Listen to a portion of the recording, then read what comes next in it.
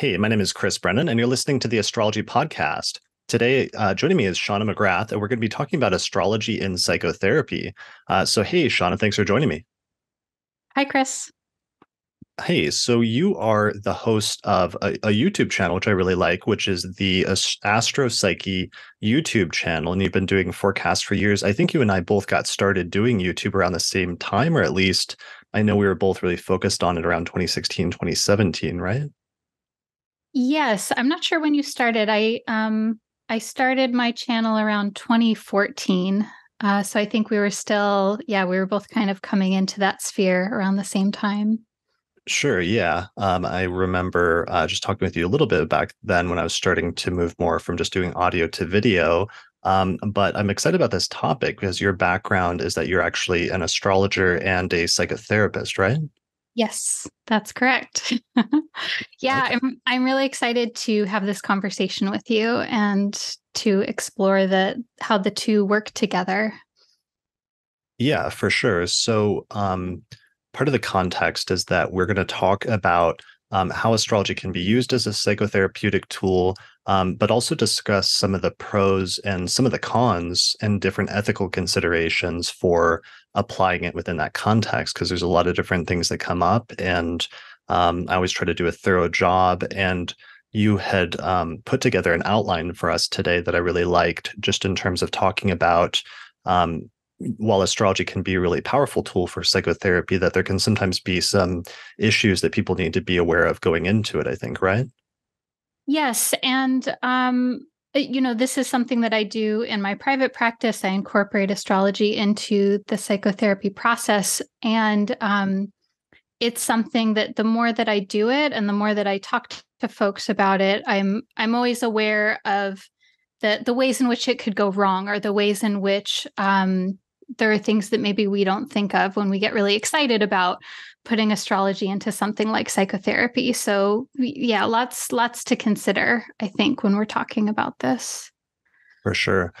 So what is your background for those that are not familiar with your work? Since this is the first time on your channel, what's your background in training in both of those areas? Yes. So I initially started with astrology. I started studying astrology around 2012, and was really influenced by uh, Richard Tarnas's work, Cosmos and Psyche, and Chani Nicholas's work, and your book was a big influence on me as well. And so, yeah, I got really into astrology around my Saturn return, and um, Were you studying at CIS or what's your educational background? I'm very initially I was very much self-taught. I think that I learned a lot just through doing a lot of readings and learning from my clients. Um, later years, I studied with an archetypal astrologer and psychotherapist, Jessica DeRuzza. And she was a student of Richard Tarnas. She taught at CIS. So um, that's a bulk of my influence. But again, I think that I sort of came to later. A lot of my formative years as an astrologer, I think, was really just learning by talking to folks. And so that's always kind of stuck with me.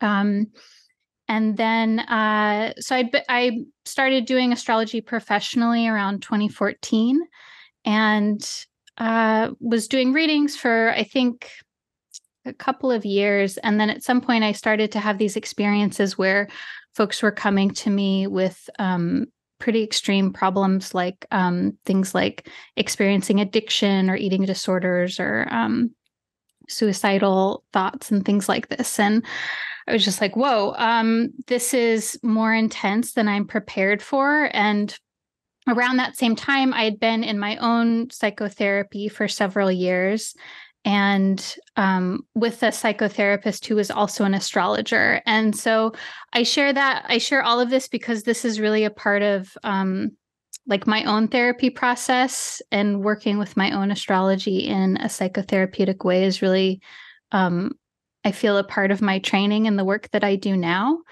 Um, and so I ended up through the encouragement of my therapist, deciding to go back to school to become a psychotherapist. And I did that through Pacifica Graduate Institute in Santa Barbara. They focus on depth psychotherapy, very similar to CIIS. And yeah, those are the highlights, I think.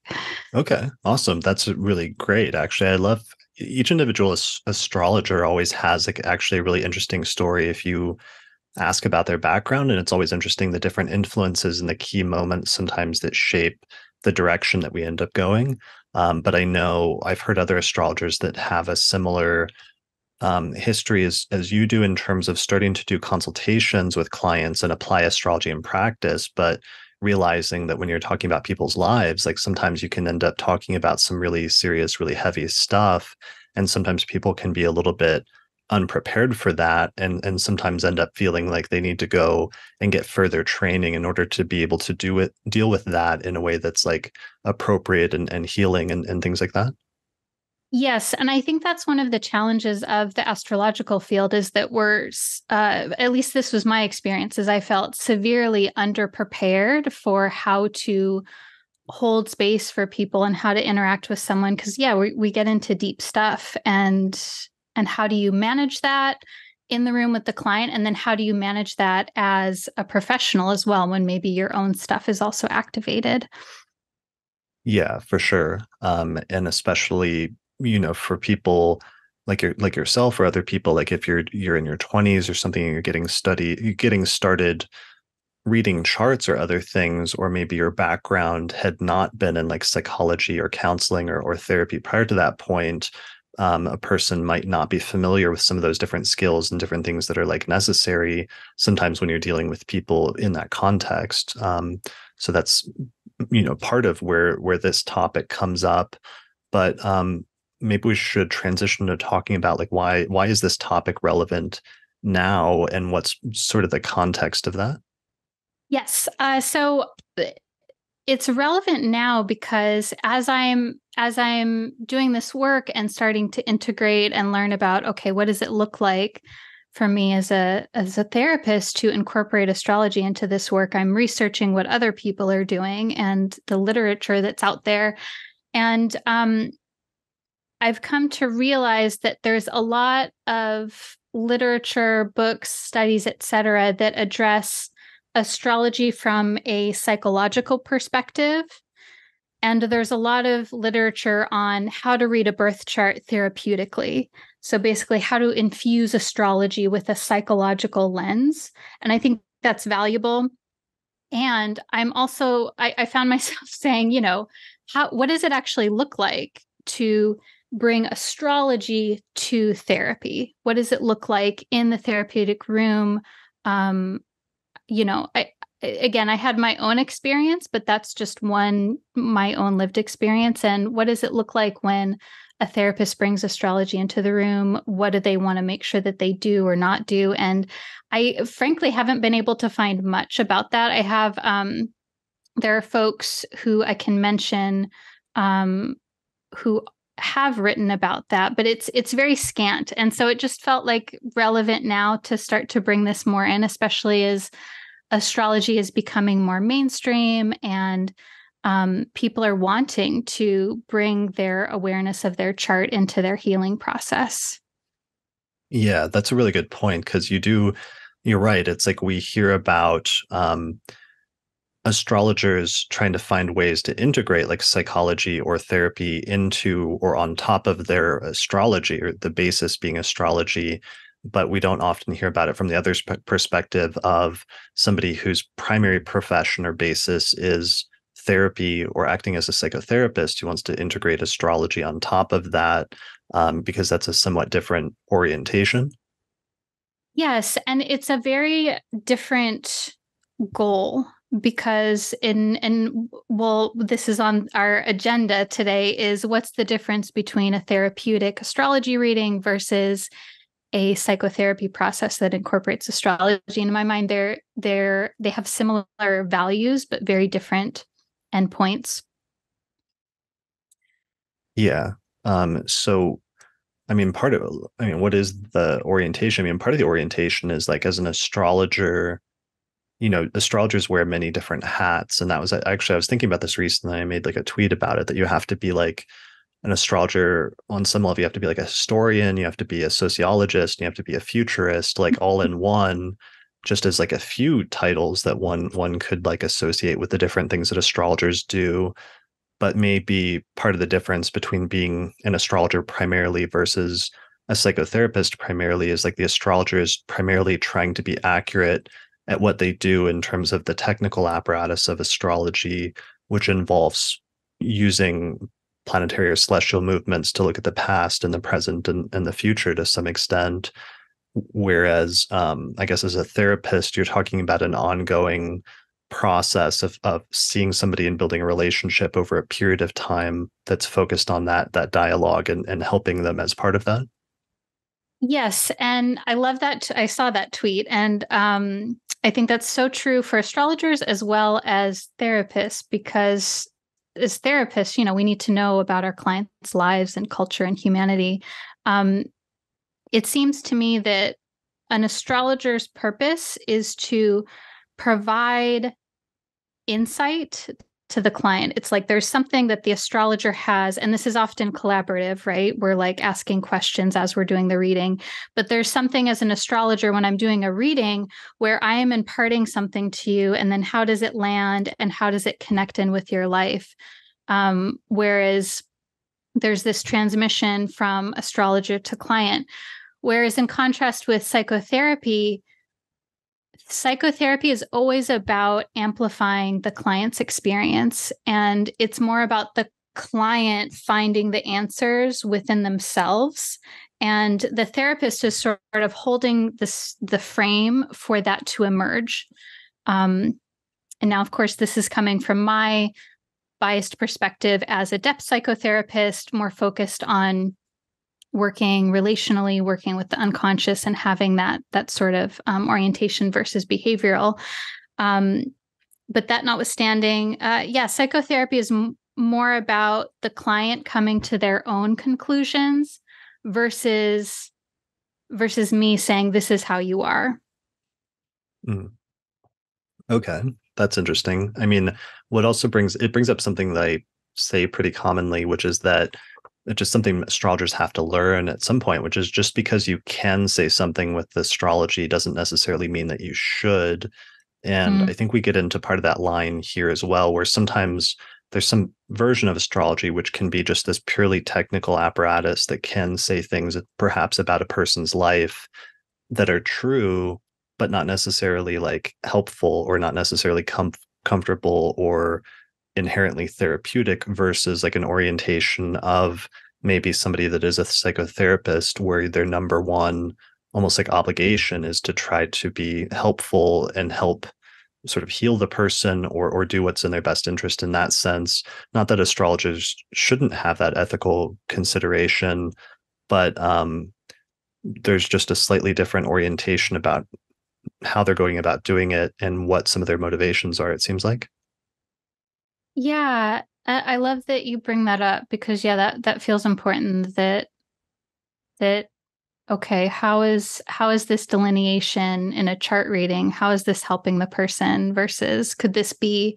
And I think that's why it is so valuable to have all of this, these resources on counseling skills for astrologers, because it's like, okay, how do we see what the person actually needs, versus just rushing in with all of our cool ideas about the way that things are. Right, for sure, for sure.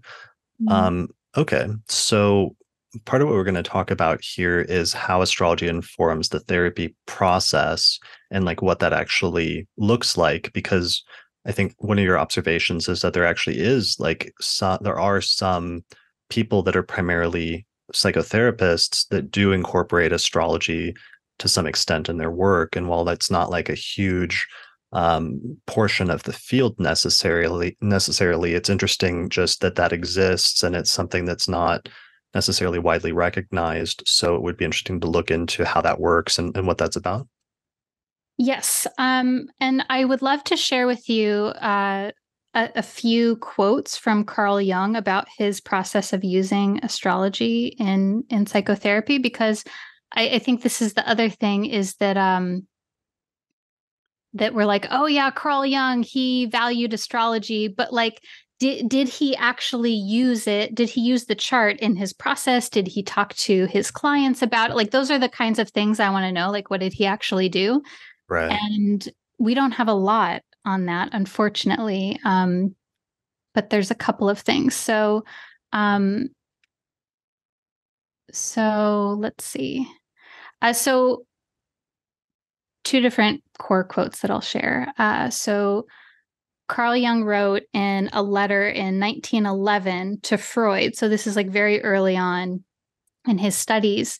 This may be a popular one that folks have heard. He says, "My evenings are taken up very largely with astrology. I make horoscopic calculations in order to find the clue to the core of psychological truth."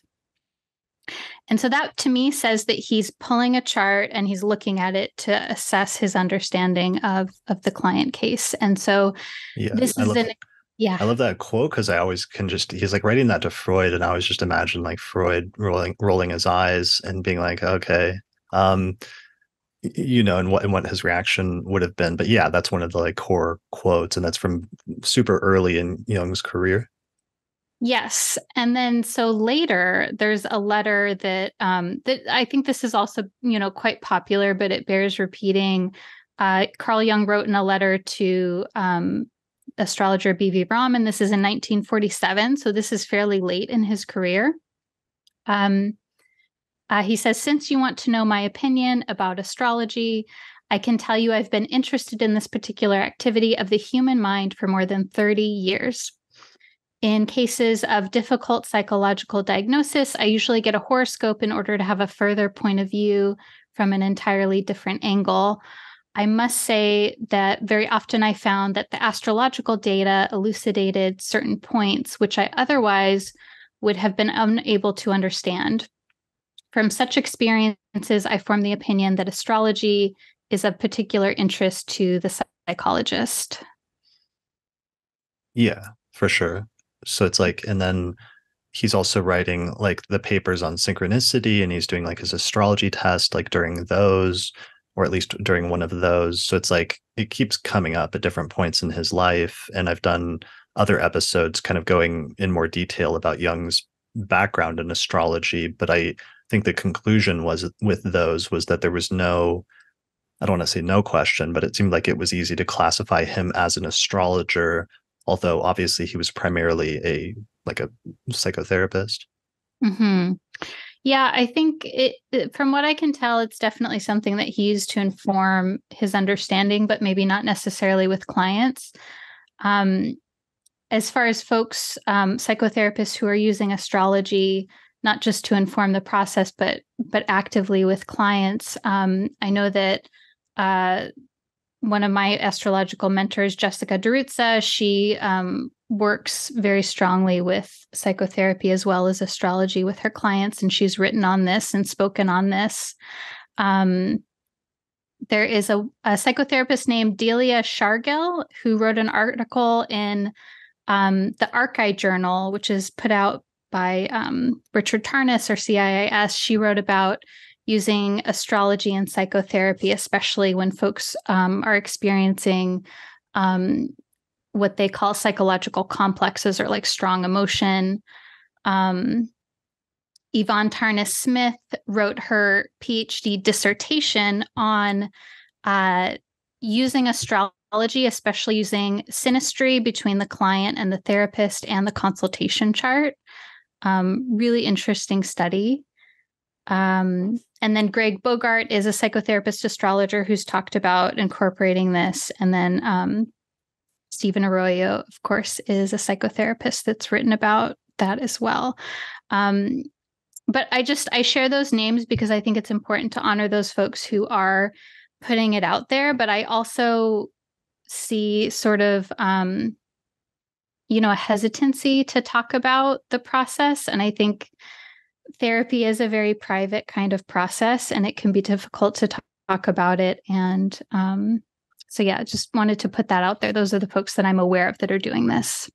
Yeah, and I think aware of is actually a good word as well, because in like realistically, there probably are a fair number of therapists that might have some interest in astrology, but that maybe don't make that interest public, or where because they're primarily therapists, it's like that's what they're doing, and they're not necessarily like some of the names you mentioned are people that have written books on astrology, for example, so that professionally they're often categorized more as astrologers in some ways.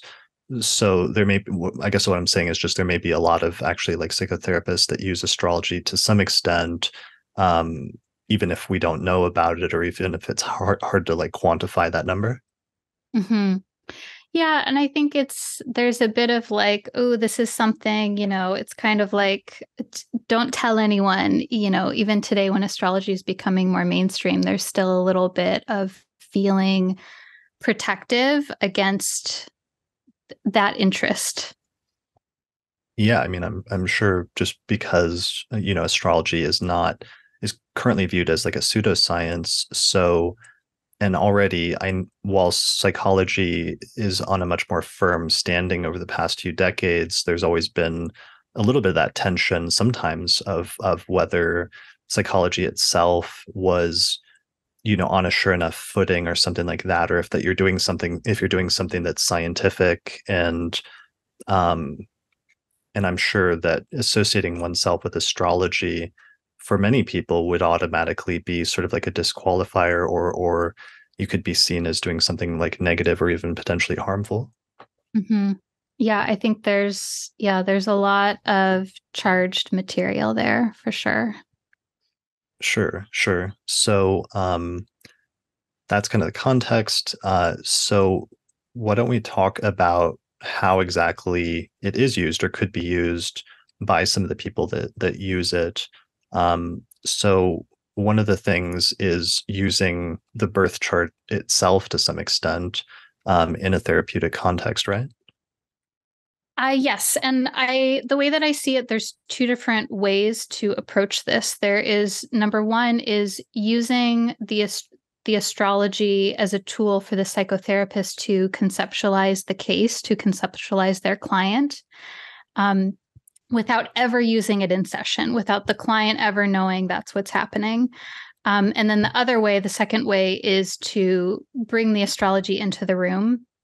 And I think that's so important to name because of what we just talked about, that there is this like scary thing around what does it mean when I use astrology. And so um I think at a practical level for me that means using the natal chart to understand the temperament of the person, what they may be experiencing, um, their psychology, and then also using timing techniques like why are they coming in now, what are they talking about, and how do we see that in the chart.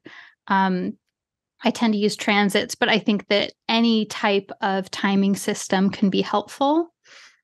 And then on top of that, and we can go more into these, I just want to name that I also find it really helpful to look at the synastry between myself and the client to see what's being activated, and the consultation chart of the first session as well. So all of these pieces, without even bringing it into session with the client, can help to help understand the client, who they are, what they're experiencing, and what this phase of life is about for them. Right.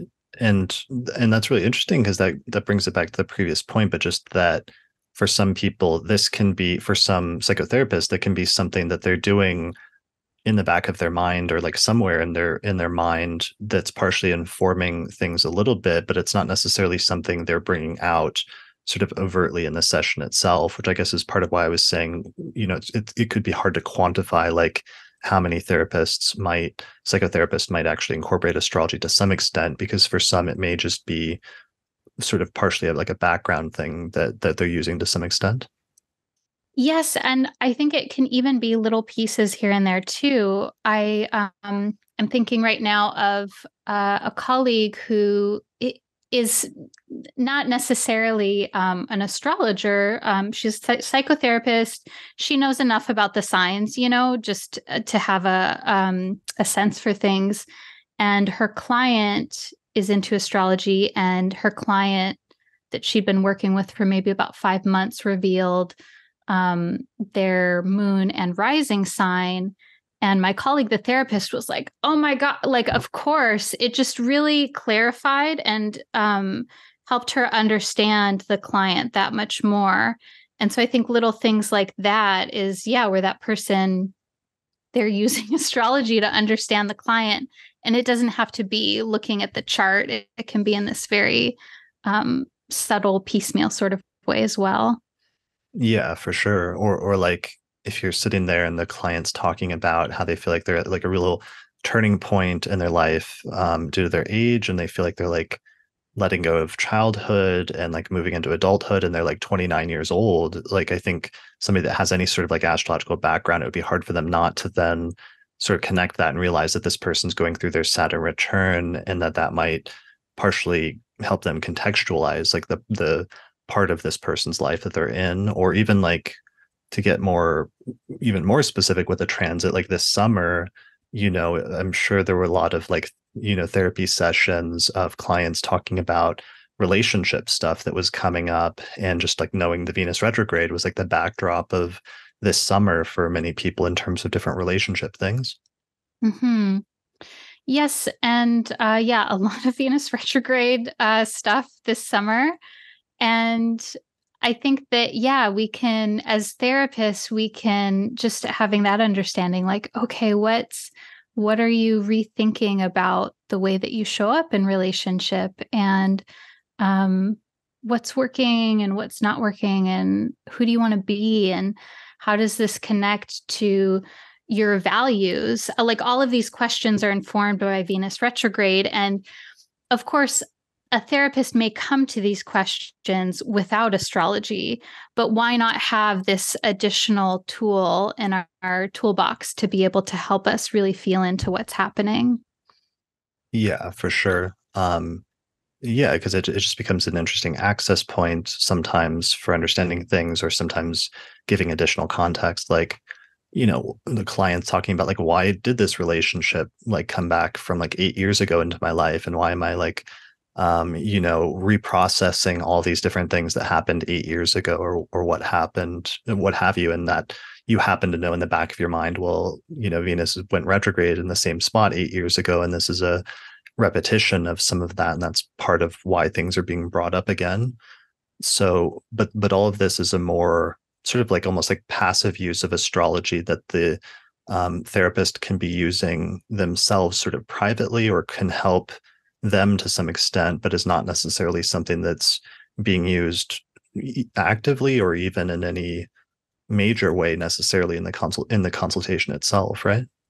That's right. Yes. And I think this is important because as therapists, when we first start working with someone, we're like, okay, what's happening here? Like, who is this person? What's going on? And it's not like we start by doing an intake and then knowing, okay, this is exactly who this person is and what their challenges are. It's a constant discovery. At least that's the way that I experience it.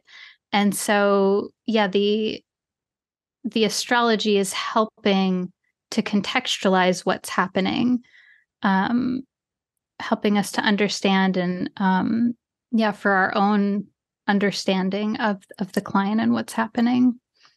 Right. I forgot about that point, because you're meeting a stranger, and then over a period of many therapy sessions, you're like getting to know that person, and you're getting to know their personality and the things they struggle with and the things like that. So you're very slowly uncovering more and more about who this person is, which is then helping you to formulate a better idea of how you might be able to give them advice, or help them in different ways. But the astrology, the potential of the astrology, at least the thing that's always been interesting from that perspective about astrology and the potential it holds, is that it could act as a sort of shortcut potentially to understanding some things about the person, or maybe accelerate that process. Yes. And I like to think of it as another model for understanding humans for understanding human nature and this human life. Just like in psychotherapy, we have all of these different models. We have like psychoanalytic theory, and we have behavioral theory and existential theory. We have all these different ways of understanding what is psyche, what is the mind, how does the mind work, what is our developmental process, even what are the stages of life that folks tend to go through over time. And astrology is just another one of those that we can use. So this is what's really cool about using the natal chart, especially, is that it's not just a stock theory, it's connected to that individual. And so it tells us sort of like a model of their unique mind. And so whereas in psychotherapy, maybe we would use a model of development, or even use dreams to understand where they're at and what's happening. The astrology is so personal to them based on their birth chart and based on their transits. And I find that really, really cool, because there's nothing quite like that in the psychological field. Yeah. Yeah, really, to the extent that astrology is accurate and you're able to like do a good job with it, having a much more personalized like model of a person's psychological dynamics and communication style, or all sorts of other like relational dynamics and things that happen in their lives, that's like really really unique, and obviously would probably be the most helpful in that context out of any of the other professions that you could possibly apply astrology to. Yes. And I want to note too, another piece of this is, especially when we're looking at the synastry between the therapist and client, I think that helps the therapist to understand what we call transference or countertransference, which is essentially when there's a strong feeling that is, if I'm working with a client and let's say they're experiencing something in their relationship that mirrors what I've experienced in some way, and then I have a lot of strong feelings around it, that's transference.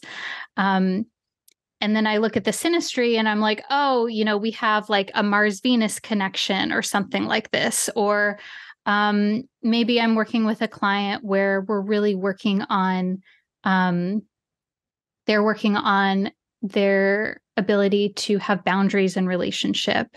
And that's something that I have experience with too. And then I look at our synastry and we have like a Moon-Saturn connection or something like that. I'm like, oh, okay, I can, I think this is so important, because when we're doing therapy, it's like psychoactive. There's a lot of feelings that get kicked up for the therapist and folks. And I think we can say this for astrologers too. Sometimes maybe there's a client that we work with where there's a lot of feeling that gets kicked up, and it stays with us. And I think that looking at the synastry can help us to understand what it is that we're feeling, and what's ours as a clinician, and what's the client's feelings, what our stuff is versus their stuff, and where the two connect in together. I don't know if that makes sense or not, if the way I explained that. Yeah, that makes perfect sense. It's something that's really important for people to be aware of as you start integrating astrology. Is there's all these different ways it can be integrated, and one of them that becomes obvious is that you, the therapist, has a chart and the client has a chart, and those are going to interact in different ways.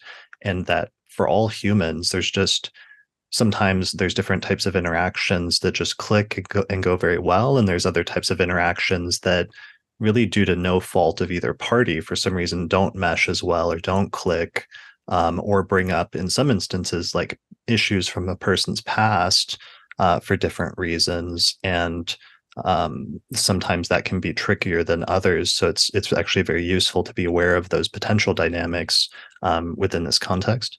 Mm-hmm. Yes. Yeah, like I can imagine also, like if you were like you're working through issues of somebody's working through issues with like their father, and it's connected with some specific placement in the fourth house, and you, the therapist, like has like a bunch of their son, you were born on the same day as the person's father or something like that.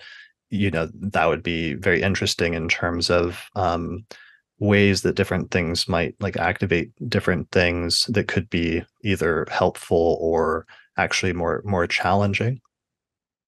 Yes. And I think that, yeah, knowing that, okay, the part of me, let's say the client has Saturn in the fourth house um, and that they're really working on their relationship to paternal figures and to themes in their family system around father and their experience of father. And then let's say my son is conjunct their Saturn.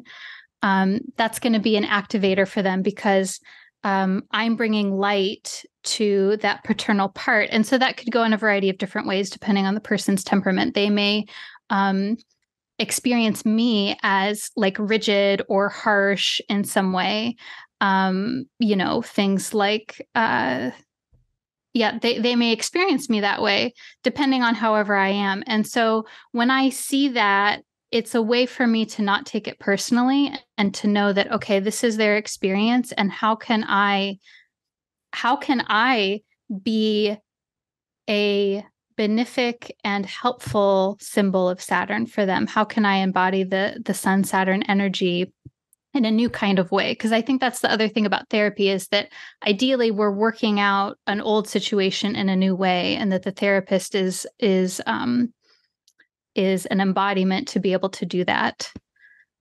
Yeah, that makes sense. And it also makes me think of like, I haven't found a good way to phrase this, but I've been calling it like the provisional nature of astrological prediction and interpretation, which is that how to find that balance as an astrologer, which would be important here between looking at something and having an idea of what it means, or having an idea that maybe that could be problematic, or there could be tension between the two of you, like let's say in this instance, but then maybe not forming too hard of a preconception or an assumption that it will definitely work out in exactly the way that you suspect that it might at first, but instead letting things still grow and develop organically and see how that archetype ends up manifesting.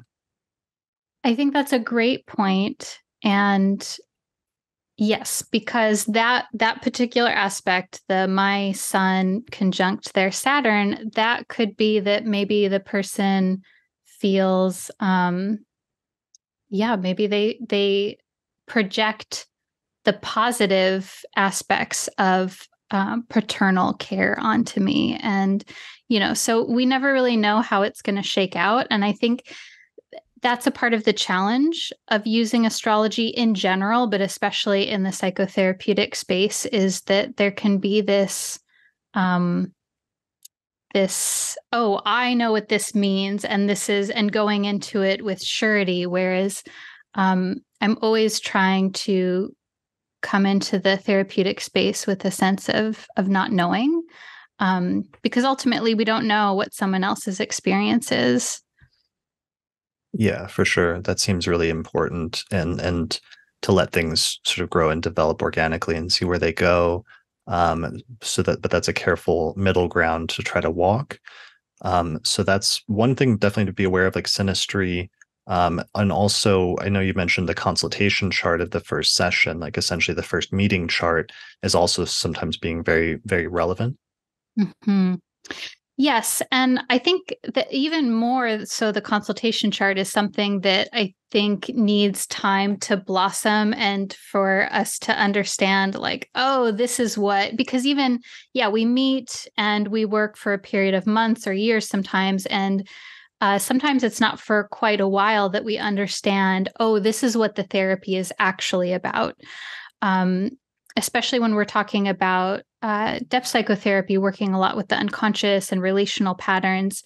Someone may come in because they're experiencing anxiety or depression or a relationship challenge that they want to figure out.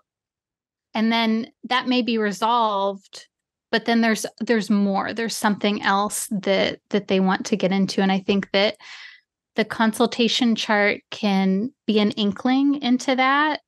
And and give us a sense for it. But then it's really cool to see how it blossoms and develops. And then I like to look at the consultation chart almost in retrospect to understand a bit of what's happened as well, because that helps me understand, what what it is that we've done and what this person is really about also in this phase of their life. Yeah, for sure. It's that which kind of goes back to Jung and that quote about astrology being connected to like the quality of that moment and like the quality of the moment imprinting things. And that's true for any time you start like a new major venture, that you can cast a chart for that and it will reflect that to some extent. But that's really important where and unique where in this instance you actually have what is essentially like the first meeting chart and like the quality of the connection between you and the client in some way being described in the moment of your first meeting in some ways. Yes. And Yvonne Smith Tarnis's dissertation really explored this in a very thorough way, where she talked about the synastry as well as the consultation chart, where sometimes there are themes where we can see like, oh, there's this synastry, like let's say there's a Saturn moon connection between the client and the therapist, and then the transiting moon happens to also make an aspect to that synastry as well, or something like that, where it's like all three of the charts sort of connect in together.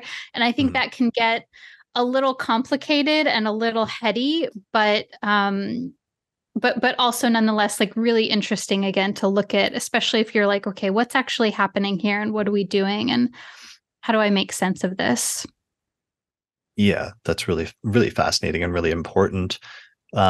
So it kind of brings us around where you had said that the purpose of this would be like understanding, validating, and amplifying what is happening and things with the client. Could you expand on what you mean by that?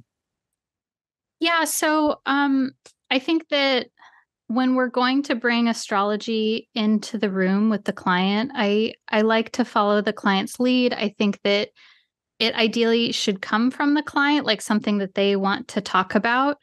Um, and I always like to say the least amount possible, as far as what I think the transit is. And sometimes if, someone's like, oh yeah, because I'm having, my Saturn return, or I'm having, or I have this darn uh Saturn square moon aspect in my birth chart. And I have to, stop myself from saying, oh, well, of course you would feel that way because, Moon Saturn is really difficult. And it means X, Y, and Z. Instead, I would say, well, so what does Moon Saturn mean to you? How do you experience that in your life? And uh, that gives them the opportunity to essentially to teach me what that means to them and how that correlates to their individual life. And from there, I can add more to that, and I can add more if they ask, of course. Um, but I'm always very curious about how someone experiences the transit to their personal life. Like, what are some examples of the way that you see that showing up in your life? What connections are you seeing? And it's possible that I may see more connections than they do, but I want to be very cautious about sharing that because it's so important for the client to come to their own realization and understanding, and to I think of it as like it's like they have this delicate flower that is their understanding of what's happening, and if I walk into it, I'm like smashing that and I'm not allowing it to bloom more fully. That is actually a really important point. I want to circle back to that about a potential problem with like scenario number two, which we're about to get into, which is actively using astrology within the context of consulting session, which is like, what if your approach to astrology is different than the approach that the client, is having, which could be a huge problem. But I just want to wrap up the previous section. So we were Sure. talking about using astrology passively. So there's an entire way that a therapist could use astrology passively just to help better understand, to help validate the perspective of the client, and to amplify some of the things they are saying. that can be operating on these different levels of like their birth chart and knowledge of it, timing techniques, knowing the synastry between you and the client, and finally the consultation chart of your first session that just gives you additional helpful information that you can use somewhat passively as the therapist, but not necessarily that's being brought into the session itself, and that can be perfectly valid and effective and useful. Yes, exactly. Well said.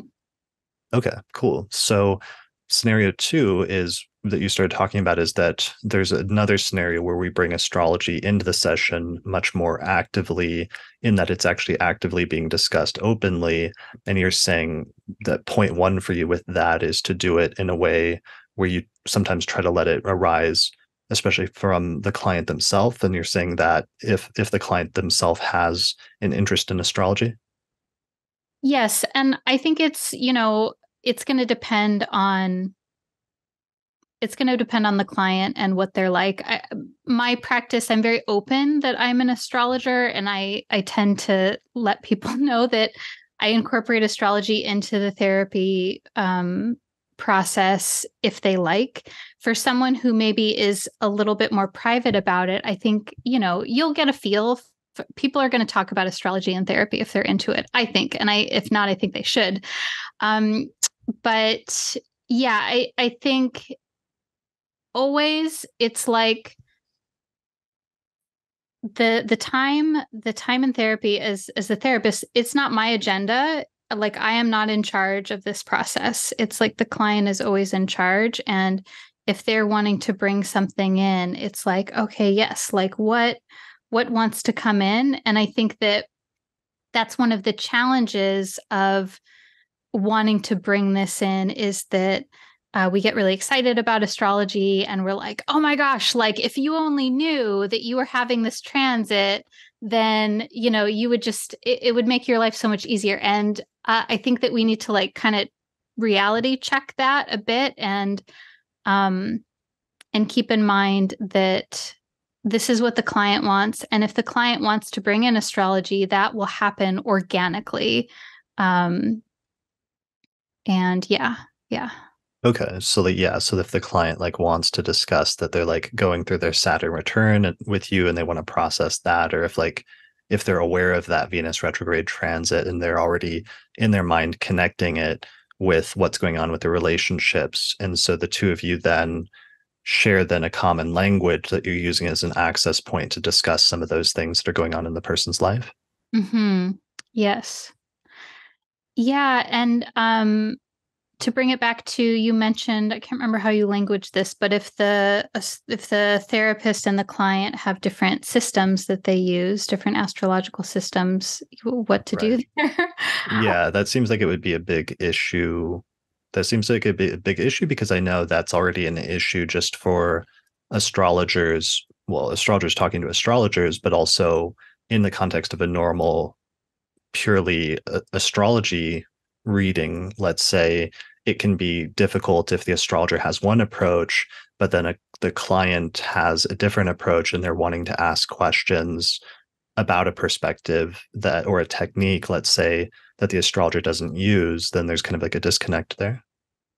Yeah. Okay. I have a couple of different thoughts about this. I think number one, this is why it's so helpful for us as astrologers to be um, multilingual or well versed in different techniques. I think that can be really helpful. And I laugh when you brought this up because my therapist, who is an astrologer, she uses a different system than I do, and I haven't found it to be an issue. And I think that's because when for a few different reasons. I think the challenge of that is if we feel really attached to our system, then it becomes a challenge. And when the client is like, yeah, this is how I experience this, or I'm experiencing, and maybe we could talk about an example. I'm having a hard time thinking of an example other than house systems. That's just what's coming to mind. Mm. Because I have a lot of folks who I use whole sign houses. a lot of folks use Placidus, and the way that I handle that is I'll use the system that they use. And I feel comfortable with that. I think maybe there's other techniques where that's a little more challenging, a little more clunky. But I'm like totally like, you tell me what it is that you're experiencing. Like, I don't need to use my system. Like, I will, of course, because I like it. But I'm always more interested in what resonates with the client and how they're linking that to their life, because that has nothing to do with my preference for astrology. Like, it's really about them and what is meaningful to them.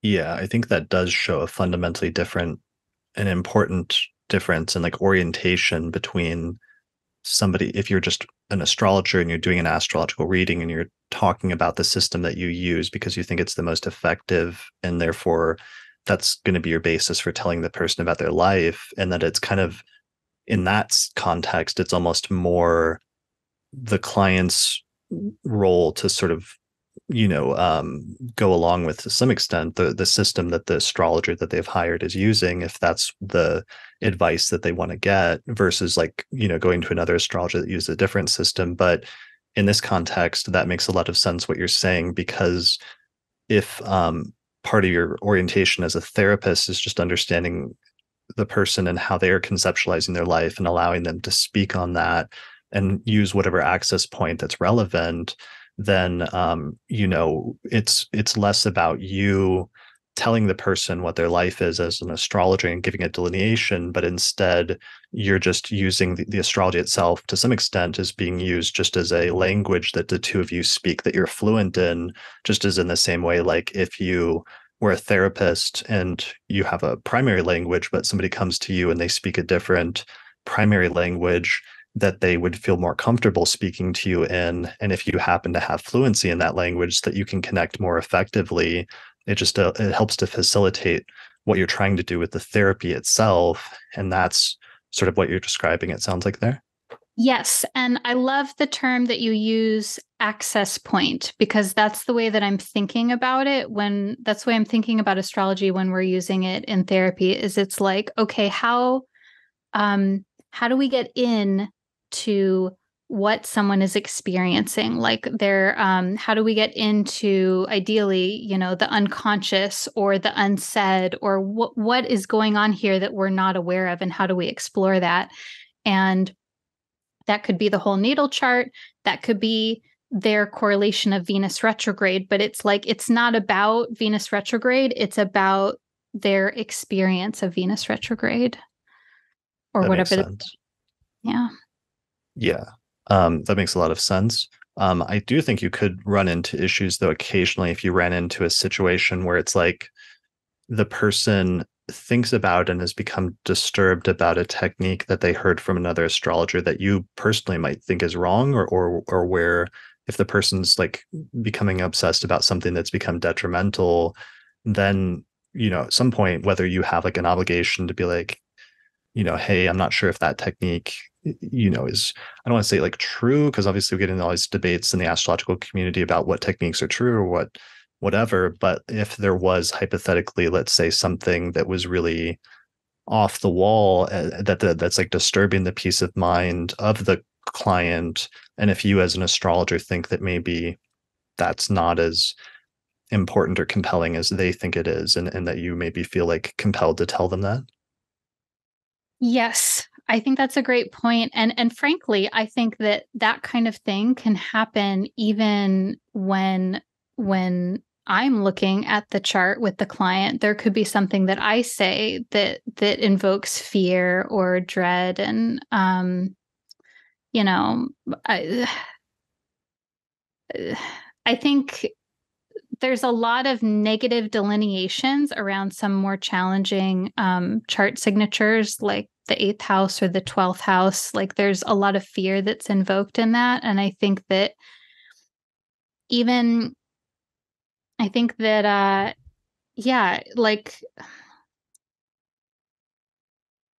I think that's a danger of astrology, is that it can, instead of inspiring hope and understanding, it can bring about fear or something challenging. And yeah, go ahead.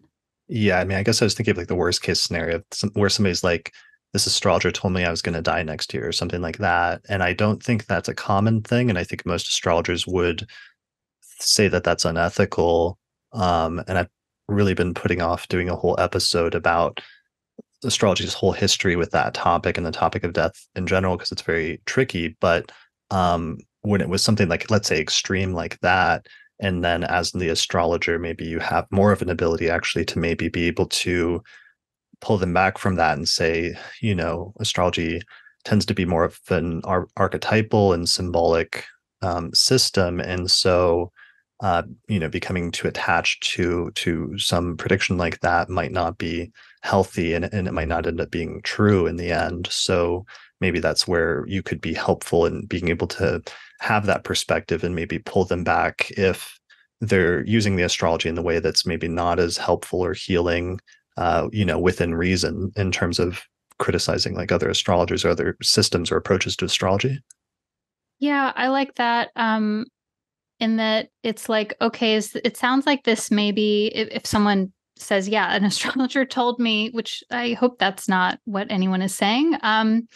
An astrologer told me that I'm going to die in X amount of years. I would want to say, okay, like, can you tell me more about what they said? And let's look at your chart and let's see. And, let's see what we can figure out here. And, I can see how they may have, maybe they saw, this Pluto or whatever transit or aspect. And, I would say that also maybe means X, Y, and Z. And like you just said, Chris, that things can be more symbolic. And, so you've been working with that astrologer for a long period of time.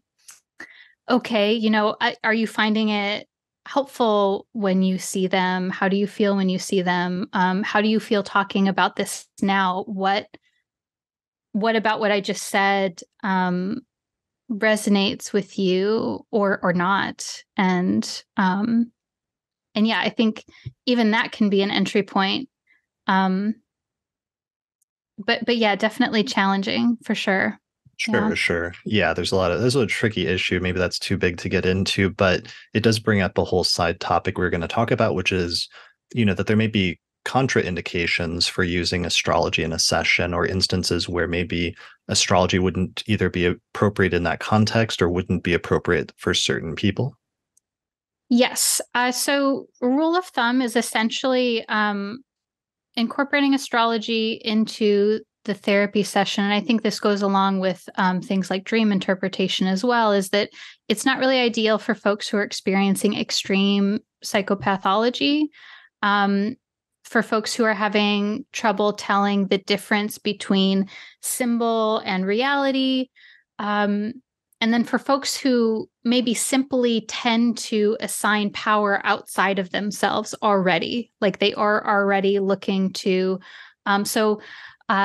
for example, if I'm finding that someone tends to say, oh, this transit is making this happen in my life, or they're talking about astrology in a way that either they're a victim of it or that it seems to take away their power and control and autonomy in their life, like I'm really going to want to dial that back and even maybe not use it because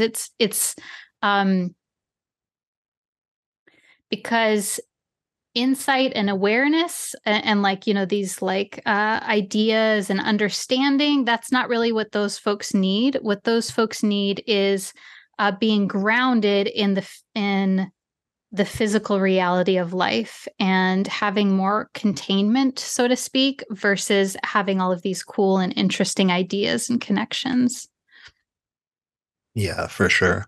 Yeah, I think there's definitely different personality types where sometimes, on the one hand, the distinction we might make is between somebody that's using astrology and they're using it in a way that's like empowering them versus if there's somebody that's using it in a way that's disempowering them, then that might not be healthy or it might not be a good thing. Or there's certain personality types that I see sometimes if a person is given more towards really extreme, let's say like conspiracy theories, for lack of a better term, something like astrology sometimes can not be very helpful because it can just exacerbate some of that, or they can start using it in a way that might not be very healthy. Yeah, I think yeah, exacerbate is a good way of saying it. Is we don't want to someone that's already um living outside of themselves, and yeah, like we don't want to continue that. We want to keep things more grounded. And um I think, essentially, having astrology as a part of the process, it should foster the client's connection to themselves, and having like a stronger sense of self, and then also ideally foster the therapeutic relationship as well. And so, if that's not happening, then maybe it's not a right fit for that particular person. Yeah, for sure. Especially if, like, I guess what I was saying with the previous comment is, especially if a person's having like extreme sort of delusions of some sort, like the astrology may not be helpful in that context. Like it may be something that I don't want to say makes that worse, but for some people, it's potentially something that certainly is not necessarily going to help, because that's something I think as astrologers we always get into the mindset that like astrology is great, it's such a cool tool. Surely, if it was more widely known about, this would always help people in their lives and it would make society better or whatever. But I think there's sometimes instances where like certain people maybe, astrology doesn't help them as much, and that you do have to be a little careful about that. Definitely. Yeah. Sure. So, all right. So that's good. So let's move on because we had some other, I mean, I guess we're already getting into some of these other sections in terms of ethical considerations. But also we were going to talk a little bit about how to conceptualize astrology within the context of this application. And maybe this would be a good time to do that. Yes, I would love to. Yeah, so I've thought about this a lot, and I think that we can start to destigmatize the idea of using astrology in therapy when we think about astrology as the way that we may use dreams in psychotherapy. Um, because dreams or free association or active imagination, um, because the dream is essentially, it's a psychotherapeutic technique. It's like, okay, like what's happening with you, how do we see how the symbols relate? And we're simply using astrology in that same way. And I think that that makes astrology seem sort of less scary and sort of contextualizes, okay, like, how do we actually bring it in, if that makes sense? Yeah, I think so. In the same way of like, persons having nightmares about something, and that's bringing up something in them, or it's like reminding them of something or awakening something that they're actually wrestling with, that's actually central to or relevant to some therapy session that you're having with them. Then that's certainly something you could talk about, because maybe it does speak to something broader that they're actually dealing with on a core level. And similarly, the astrology might be used as a similar like jumping off point. Yes, exactly. And just like dreams, it's typically, depending on the kind of therapy that we're doing, but typically it's not like, okay, hello, what dream did you have, this week? It's not an every session kind of thing. Mm. It's more spontaneous, it's more organic. The client brings it in when they want to. And I think that we can have the same sort of guideline with astrology. Um, in that, there's sometimes I'll go, weeks or months without astrology ever entering the therapy room. And then sometimes we'll talk about it a lot. Um, but yeah, that I guess my point is just that uh, astrology doesn't have to be this ever present thing in the room, that it can come and go in divine timing, so to speak. That makes a lot of sense. So using it when relevant or when it arises sort of naturally, but it doesn't necessarily need to be forced, because your primary focus is the psychotherapy session itself and the things that's what's being centered, rather than the astrology itself necessarily always being at the center of everything. Yes, exactly. Yeah. Yeah. Okay. Um, and in that context, I know you talked about astrology being used as like a symbolic language or a form of divination or other things. Yeah, and I think that you mentioned this a little bit ago too. Is that we can think of it as as a language, as a symbolic language, just in the way that um, if I have someone that speaks Spanish, and then I happen to speak Spanish, and maybe it's more comfortable to speak Spanish. Um, in this case, astrology, I think of it as a language of psyche, of the human experience. Some folks may say it's an archetypal language. And I mentioned the divination too, because there's this synchronistic or spontaneous element, like especially when we're thinking about the time when someone comes in, and we can see this through the consultation chart, the kinds of clients that a therapist tends to attract and the synastry that they have with them. And so, I've found this being an astrologer too. It's very interesting the kinds of people that come into your life um, in time and over phases, and so there's something sort of divinatory about it as well. Yeah, for sure. So it's like the parallel is like that famous um, story by Jung where he's talking about like this client who's describing this dream where there's like a beetle and it's featuring very prominently in their dream, and then all of a sudden at the same moment like a beetle starts knocking on the window and he picks it up and like hands it to the client, and it's like this big breakthrough moment.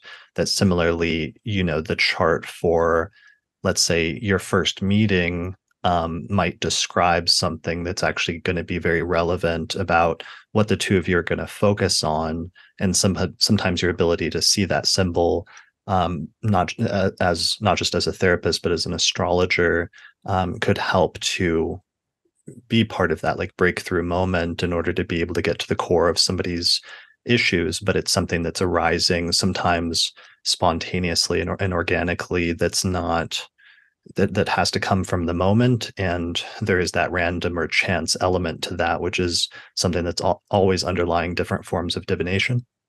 Yes, exactly. And I think it's important to, in this context, think about astrology as more of that language and art, a divination, versus more rigid scientific technique that can always be applied in a very particular kind of way. I think, though, of course, some folks like to think of astrology as science. I think when we're putting it into this context, there's a little more, there's more, um, it's more of an art than a science, at least the way that I experience it. Sure. Yeah, and I think there's elements that they're really important and true, and that it can also be used just purely as we were talking about on that level of a language that two people can share, regardless of like the validity of astrology in and of itself. I have though been thinking about recently that it's like there is an empirical component to astrology, and even as a psychotherapist, I think that's going to be relevant in your practice, because let's say you are at least paying attention passively to the charts of different people that you're seeing regularly. You're going to see certain combinations or certain placements in the chart. Let's just say something like you mentioned Saturn in the fourth house, for example, and how a past client experienced that placement in their birth chart and some of the issues that it came up in the area of parents, let's just say.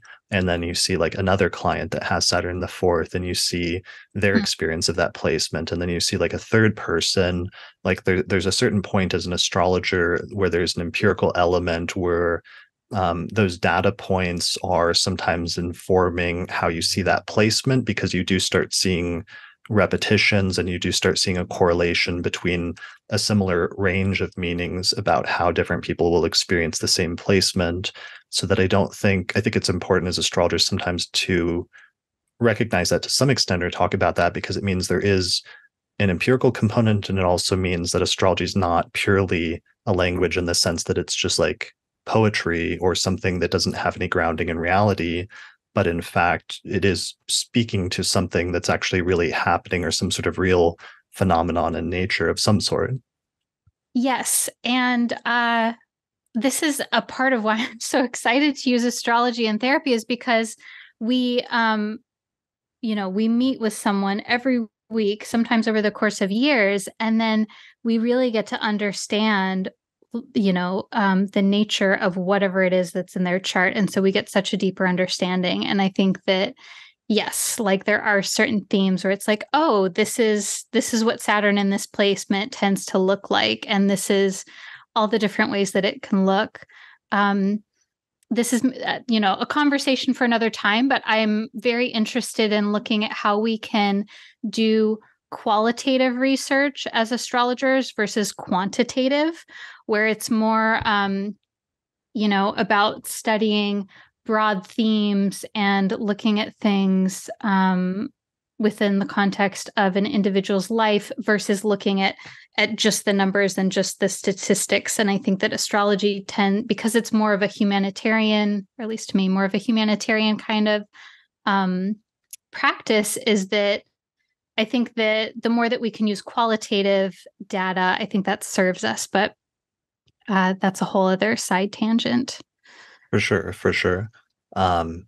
Yeah, but that seems important and sort of relevant just in terms of talking about like how we define astrology or the role of astrology as a language, and that's going to be part of what you're doing. I had some other like point to make about that, but I think I've lost it. So yeah, I think that might be good in terms of conceptualization of astrology and setting that foundation of like what how we're actually thinking about it, and that we're thinking of it not necessarily, or most astrologers that are using it in a therapeutic context are not thinking of the planets causing people to behave in certain ways, but instead they're thinking of it in the sense of the placements reflecting something about what's going on in reality. Mm-hmm. Yes. Yes. Yeah. Okay. So we started to get into this, but maybe it's worth circling back to if there's anything else we didn't touch on, but just ethical considerations when you're using astrology within the context of psychotherapy. Yes, we sort of have touched on, but not maybe specifically named. There's an ethical consideration around the therapist there being a power imbalance, and I think that already in therapy there's inherently a power imbalance, and that the therapist, or even in astrology readings, the astrologer is the one that knows lots of things and is sort of like the expert. And then the client is the one that is, seeking assistance. And I think that it's so important to be aware of this. And folks who are therapists have, received training on this and how to manage this. And there's a potential for astrology to exacerbate or amplify that power imbalance that's already present by the therapist being like the one with the wisdom about the astrology. And, I think we've talked about how to manage that by deferring to the client and how they're experiencing things. But I think that it can be, astrology can be very seductive, and that we're like, oh, like I know what's going on here and I'm going to tell the person, or, even if I'm not going to tell them, I really see the truth. And I think that as therapists and counselors and even astrologers, we always need to be kind of like looking at how we manage that and how we see ourselves and where we feel kind of like puffed up sort of by having all of the astrology knowledge that we do. Yeah, for sure. That's a really tricky thing, just because the astrology, anytime somebody's approaching astrologers, like for a reading, they're doing so with the presumption that this person, through the astrology, like knows more about their life than the client does, or might be able to provide insights. And there's going to be different levels of how much they feel like the person will know about their life and be able to tell them, especially about their future. because that's also maybe sometimes a different orientation is different astrologers in their focus more on the present and like what's presently relevant or what's relevant about the chart and the astrology about a person's past and what it can tell you about that versus what it may or may not be able to tell you about the future. And that clients sometimes put there's a lot of power in that, which is very important to be able to like wield carefully. And that would be even more so in this context. Yeah, and I think, I'm also like talking about this, acknowledging I'm a human and these are things that I struggle with as well. And I think that um anytime that I find myself telling the client like, oh, this means this, or this is I'm like, okay, Shawna, like, dial it back, because that's not what that's about. The I think it can be helpful to share, and I'll even say too that depending on what someone wants when they come in, sometimes we will start with an astrology reading before we start formal psychotherapy, just to kind of like sort of get all of that stuff out of the way. So where it can be like, okay, I'm gonna be the astrologer in this session, and I am gonna tell you things. But then it's gonna be the ball is in your court, so to speak. And I think that it's like a constant checking in process, whether or not we use astrology. If as counselors and therapists we're finding ourselves like being the authority in the room on the person's experience. Yeah, I like that approach. That's a really cool approach to maybe get the reading out of the way first, and then that sets you up to be able to then do the psychotherapy after that, or what have you. Because that, going back to what I was going to say that I lost earlier, was just that's always been one of the most fun parts of astrology, or most interesting parts to me, is seeing clients and that you have this person who's a complete stranger to you, and you have like no idea of background of their life or anything else, and you look at their chart and you read it ahead of time and you get an idea about how the person's life should be or different things about their life.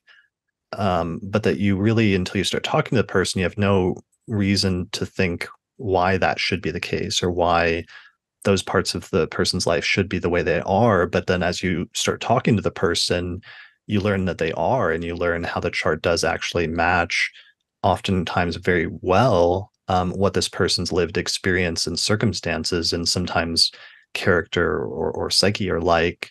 And that's such an interesting and fascinating process, but it's one always that you go into blind, and always with a certain almost amount of like skepticism of like, I don't have any background information on this person's life. But then all of a sudden you find out that oftentimes the astrology is describing it actually rather well. And that's kind of a cool part of the process. Yeah, I'm really enjoying that flow, because it sort of also sets like a baseline of like, okay, what's happening, what is happening over the next couple of months, the next years, and it's kind of like sets a foundation for maybe what the person may want to explore going forward in therapy. And I think we get out of the way the like what I think, and I can just, put it out there, and we can see what resonates with them and what also doesn't. And we can also get out of the way if their approach to astrology is different than mine, and how we come to terms with that, so to speak. That brings up like two other points. Like one is that astrology works better in context. And so while, it's good to like do a reading early on, it's like the more context you learn about a person's life, the more you understand how the placements actually fit into their life. And as an astrologer, that actually gives you even a better ability then to say, how certain transits or other things are working out or are going to work out probably within a certain range, just because the birth chart, it could be a birth chart for people born in different places at different times, and depending on the person's like circumstances or like cultural things or other things like that, there's going to be a certain range of possible manifestations of the planets that might not be available to them. But once you know the context, then it helps you to really like sharpen your understanding of like what's possible and what delineations might be relevant. Yes. And, I think also there's so many things that people don't share in an astrology reading that for whatever reason. And through the therapy process, it's, things start to come out that maybe a person hasn't shared for, like a year into the process. And there's something like really critical in their life that finally they're ready to bring out, and that, yeah, that we can see that in the chart and make sense of that. Yeah, that actually reminds me of like so that like sometimes astrology can be like a really serious thing because it's talking about people's lives and it can talk about things that are really serious in a person's life. And sometimes you can accidentally tread on that unknowingly. I remember this time like years ago when I participated in a thing at an OPA conference where I think there was like 5 astrologers and we all read a chart blind for this person. And then they were supposed to get up. We were to understand at the end and like tell us like who got it right or what have you, who did a better job or whatever. And 2 or 3 of us ended up focusing on this one part of the chart where there was like a stellium or something, but it was kind of there were some challenging placements. And the person later got up and like didn't really say anything like afterwards. And so we assumed that it just like went horribly and was like a bad event, but learned later that what happened was in fact we had picked up on something, but it was a very difficult or like traumatic spot from the person's past. And it wasn't something that when they got up there in front of a room of like 100 people at the end that they really wanted to talk about. And that always ended up being a really good illustration to me of like several different things, but also sometimes how you got to be careful with this stuff. And sometimes the like, I don't want to say like trivialization of astrology is not the right word, but something in that ballpark can sometimes be tricky because you're dealing sometimes with really important and heavy stuff in people's lives. And so there has to be a certain amount of care taken going into that. Yeah, yes. Care in the process. And I often think about, we may say something that to us seems, perfectly fine, but we don't have control over how the client or the person that we're reading for, or even the psychotherapist, how they're going to take that, um, positive or negative. And yeah, I think having care is a really good intention for this kind of work. Yeah, for sure. And that can be tricky. And I think all astrologers learn that over a period of time that sometimes you can you need to try your best to be careful with your language because you don't know how it's going to land with different people or how they might interpret it. But there's sometimes, even despite one's best efforts, there can be ways in which a person might understand what you say quite differently than what you intend. And that can sometimes be tricky to deal with as well when doing some of this work. Mhm. Definitely.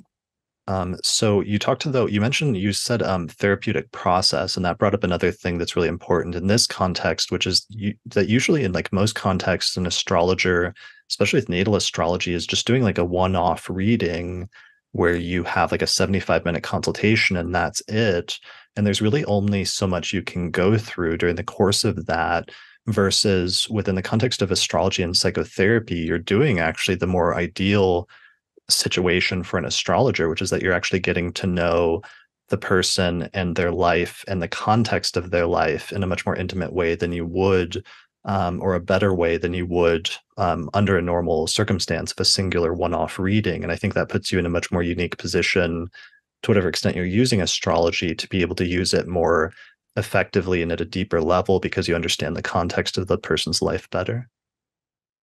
Yes, and I found that I really love this part of the work, is that, like, there's always more. And I find that when a person is in therapy, like, they're also discovering more and more about their experience. Maybe they have an experience of um financial insecurity, financial challenges, and why is this? And I think that it's so easy to be like, oh, this problem is because of this one singular thing. And the more that I do this work, the more that I'm understanding that there's all of these different things that feed into it. And, a person's temperament, their early upbringing, their environment, their cultural context, and their astrology. And it's not always like one thing in the chart. And I think that that's something that that I find really interesting to work with folks. Is it's like, I have some clients who are like, oh yeah, my darn, X, Y, and Z aspect, my Saturn's a common one, but or like my moon Pluto conjunction or whatever it is. And it's like, okay, like, yes, and there's that, but also like, what about this thing over here? And when you talk about this scenario, I'm really hearing this part of your chart being expressed here. And what do you think is going on there? And so it's it's like this constant exploration, not just of their experience, but of how the chart is speaking to their experience. And I think that it can really help us to look at the chart in a more whole way versus I find that it can be our natural tendency, and I do this too, is to sort of like compartmentalize the chart and to sort of think of the chart in like little bits and pieces versus the whole thing working together to create an experience. Yeah, that makes a lot of sense.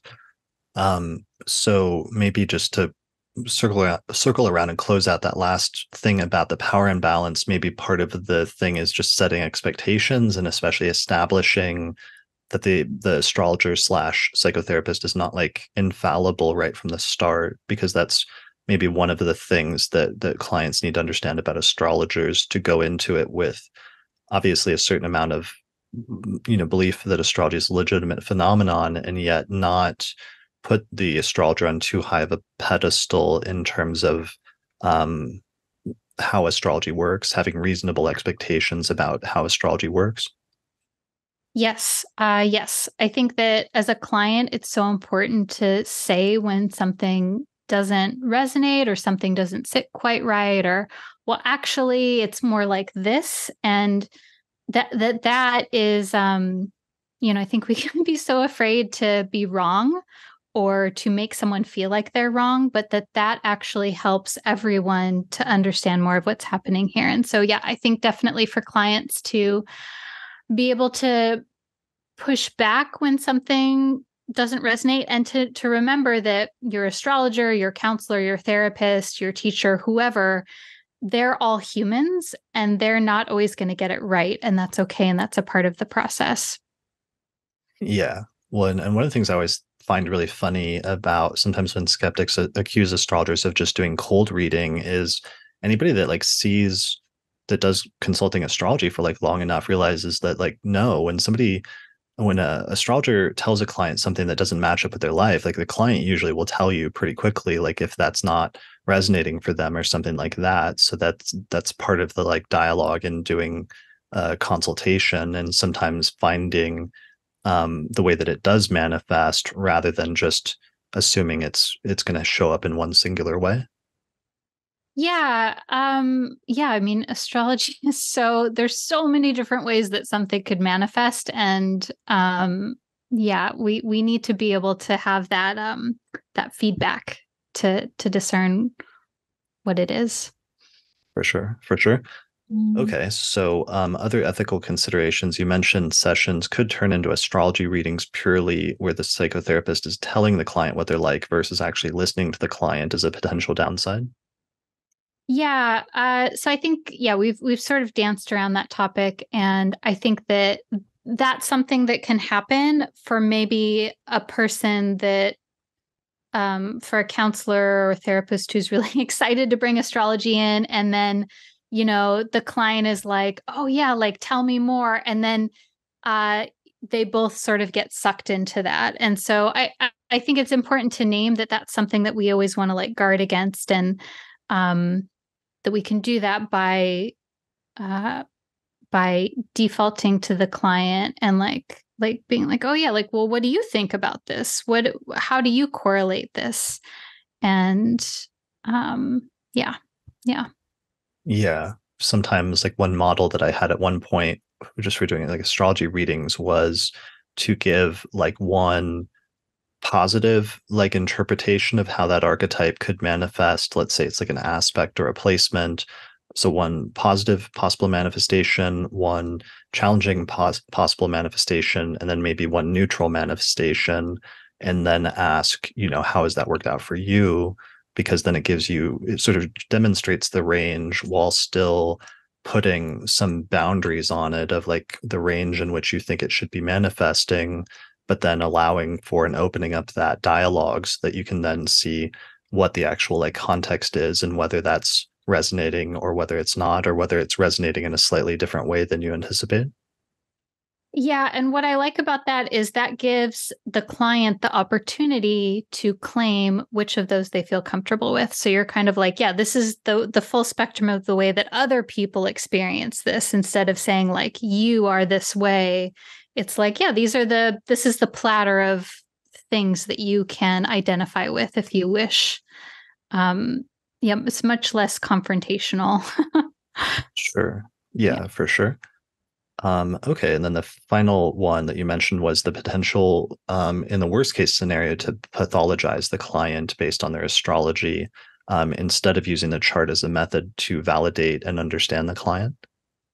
Yeah, I think this is, and again, I'm saying this is like, this is something that I find myself doing too, is as astrologers, we're very aware of the certain astrological signatures that we like versus the ones that we don't like. And um, maybe we've even had experiences with people in our lives that had a certain signature. And now anytime we meet anyone with that signature, we're like, oh yeah, they're this kind of way.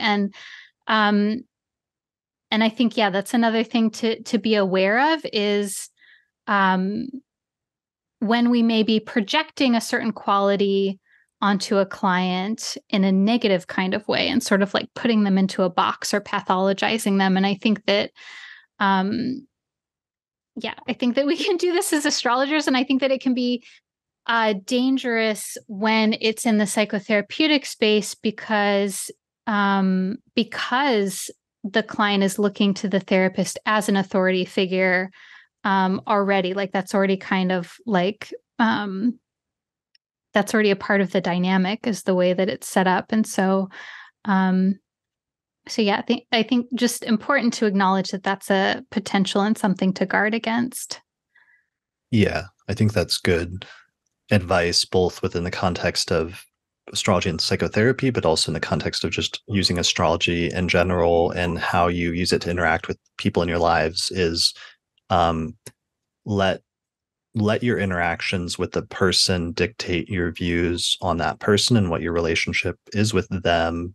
Don't let the astrology be the primary or first thing that you're using to dictate your views on the person or what your relationship and interactions with them should be like. And usually, if you follow that sort of tip, you can usually like fall on the right side of it when it comes to certain things. Yes, exactly. Okay. All right. So I guess that just goes back to the partially also the provisional nature of things, that even if you've observed just certain things, or if you've had certain experiences of how certain placements have worked out in the past, every time you meet a new person, even if you're aware of those previous things, you have to approach your relationship with them with a certain amount of like a blank slate, because otherwise it's like you don't want to fall into the trap of using astrology in a way that you're overly categorizing certain people to the point of like presumptuousness or even prejudice or what have you. Yeah, and I would say I think coming to it with a blank as a blank slate is a little bit challenging. I would think of it as, yeah, like having a lack of assumptions and having a state of curiosity, like, oh, like what is this? What is this person? And how are they expressing this particular kind of signature? And um of course, this is always easier said than done, right? Especially if we have like intense experiences with certain kind of signatures, whether that's a transit that we've experienced or synastry with another person or something like that. But yeah, maintaining this sort of like openness to the possibilities of what's happening right now.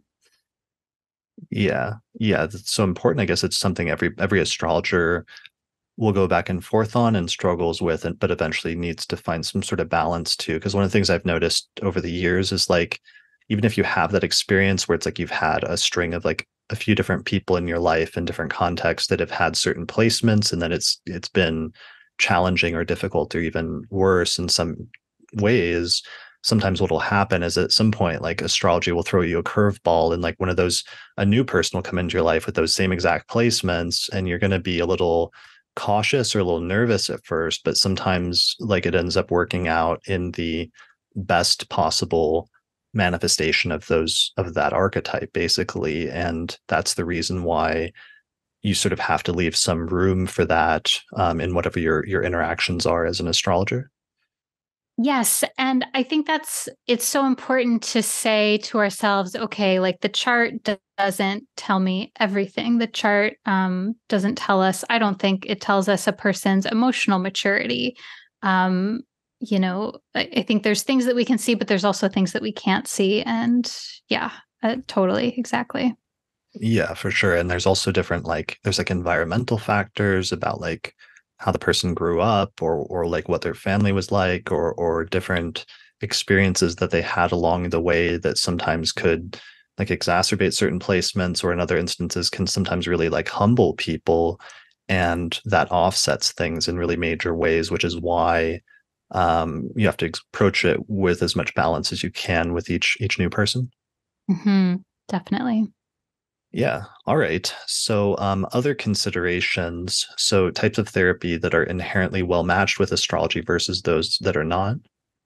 Yeah, this felt important to mention because so the type of therapy that I practice is depth psychotherapy, and that's an umbrella term for any type of therapy that is oriented towards um, restructuring the mind, restructuring the personality. It's really focused on working with the unconscious, and depth psychotherapy tends to feel subtle and to work slowly over time.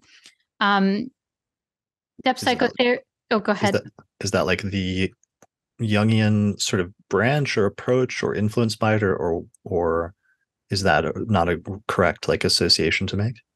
So under the umbrella of depth psychotherapy is Jungian psychotherapy, archetypal therapy, sand play. Let's see, what else am I missing here? Um, yeah, those are the main ones. But yeah, Jungian is definitely under there. And I use the term depth because most people think of Jungian therapy, but there's a lot of different therapies that are similar to Jungian that use similar concepts but have different techniques or different models of mind. And they're all oriented around uh, working with the unconscious and working with like restructuring the way that a person is, the way that they show up in their life, in contrast to um, cognitive behavioral therapy or CBT, which is the more mainstream therapy that we have. If you find a therapist on your insurance plan, it's usually going to be a CBT sort of therapist. And um, so CBT, in contrast to depth therapy, CBT is more focused on working with your behavior, working with your conscious mind, and sort of like your will to change things. It's usually um, oriented towards targeting a particular symptom in your life and figuring out a way to change that through your behavior. Whereas depth is more about um, who are you? How did you get here? And a lot of that involves processing like internal dynamics and how you feel. And again, tends to be more subtle and works slowly over time versus CBT is more like an espresso shot of therapy, so to speak. Okay. And you feel like depth psychotherapy is more well suited or matched to astrology? That's my experience, yes. And I say that because depth psychotherapy really works with the symbolic. There's, the a part of depth itself is viewing everything in the life as symbolic, and incorporating things like dream or symbolic amplification of the symptom that's happening. And depth therapy tends to be more reflective, introspective. Some folks may see it tends to be more spiritual. I think that really depends on a person's worldview. Um, but yeah, it tends to be more introspective, so to speak. Whereas CBT is more like, okay, what's happening? What's the behavior? How do we change it? It's more focused on the superficial actions. Um, and I think that there's more potential um, for pathologizing someone in their chart when we're looking at things from a CBT sort of orientation. And frankly, there's not the time to go more deeply into the chart when someone's working in a CBT sort of fashion. Um, and I'm not saying that if someone's a CBT therapist that they shouldn't try to incorporate astrology and that wouldn't be helpful, but I just thought it would be I think it's important to consider the way in which we're working when we're bringing astrology into that way of working. Sure, that makes sense. Okay.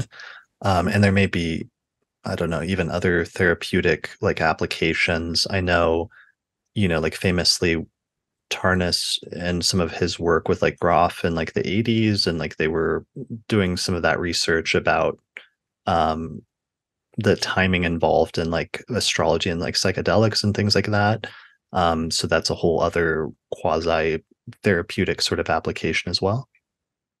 Yeah, that's a whole other game, and I'm definitely not an expert on that, but that's definitely, I would even think psychedelic assisted therapy, I would think that would be more friendly towards astrology as well. That's my sense for it. Okay, Um, sure, sure. Yeah, that's a whole separate thing. In terms of other, potential issues, you wrote that because astrology is still considered a fringe, occult, or even sun sign based practice, it's not easily incorporated in a community mental health setting.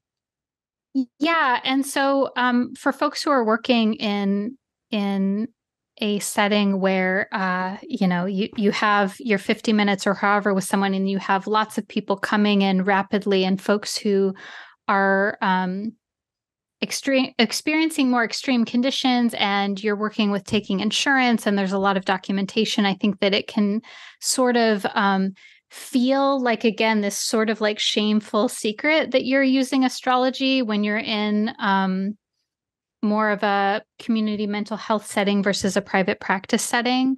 And I think that's valid. And I think, again, that would be maybe a case where a person wants to, where a clinician wants to use astrology just for their own understanding versus bringing it into the room where maybe it feels unsafe to do so because it feels like they maybe would like get in trouble or something like that. Um, yeah, Yeah, or for be sure. judged. Yeah, that's what I immediately thought of as like fear of ostracization from one's community if you're using it more openly.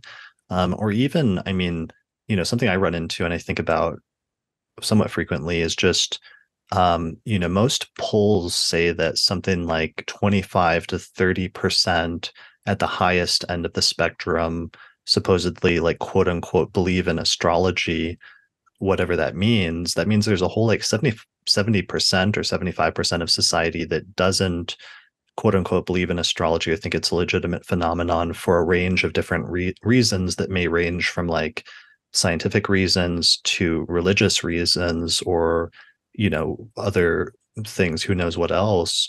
So that's also a tricky thing when it comes to like using astrology in that setting, is even for me when just like meeting strangers, it's like you never know when you say you're an astrologer, like how that's going to land with an individual person. And you have like a 75% chance that it's perhaps not going to be received well.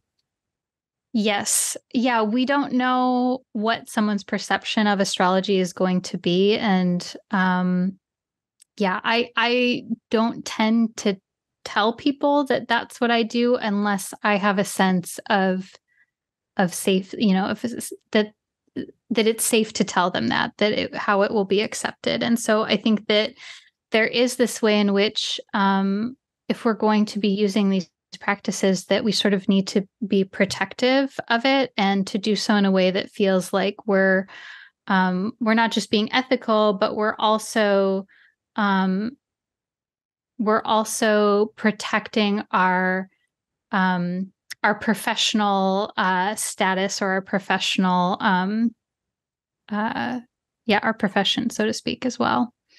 Sure. Well, and also on your website and your like astrology presence, it's like people, if they're coming to you through that, they sort of know what you're about and what you're getting, what they're getting. So it's not necessarily that you're hiding anything either. Um, yeah, but it seems like it's an important skill to be able uh, to put in different boxes, like the astrology part of one's thinking and the therapist part of one's thinking, or to sort of segregate them sometimes. Yeah, and I think that for some people, they're going to be in a I'm very privileged in that I can do that, and that I'm working in private practice, so I can be that upfront with it. And um, the people who are important in my life are not antagonistic towards astrology, but I know some folks who, based on the place that they work or family and friends, there's a need to sort of keep that part more hidden. And I think that, yeah, we always have to figure out what is right for us. And yeah, I feel lucky that I've been able to be so upfront about it, what people can expect from me. For sure. All right. Well, I think that brings us towards the end of this. So we were gonna maybe review some overall pros and cons. We've been talking a lot about some of the potential challenges. So maybe just to summarize again a little bit of what the advantages are, what the pros are, what the potential is for incorporating astrology into psychotherapy. Yeah. So I think we talked about some of the pros are definitely that it's a helpful tool to be able to understand the client, to understand what's going on, to conceptualize the broader themes in their life, and that it can also be used as a helpful tool in session to connect more with the client, to amplify their experience. And I think for someone who is in therapy, it can be, I don't know that we necessarily touched on this a whole lot, but I think for someone in therapy, it can be really validating to see like that their experience is mirrored in something outside of themselves, and that there's nothing wrong with them, that that they can, in essence, therapeutically blame whatever is happening on the outside, and that sometimes that blaming um can make it like, oh, I'm not bad, there's this challenging thing that's happening, and how do I deal with that? Right. And not even necessarily just in a sort of like blaming, there's the cliche of like blaming the planets or Mercury retrograde for one's woes or something like that. But in the sense of astrology can be very self-affirming, by giving that outside perspective that can sometimes confirm things that the person has always felt or experienced about their life, but has had a hard time understanding or articulating in some ways. Yes. Yes. And we said that astrology can be sort of a shortcut to some of these things, whether it's understanding the client and who they are and what they're about and their challenges. And then, yeah, a shortcut to that validation piece and that sense of self-understanding.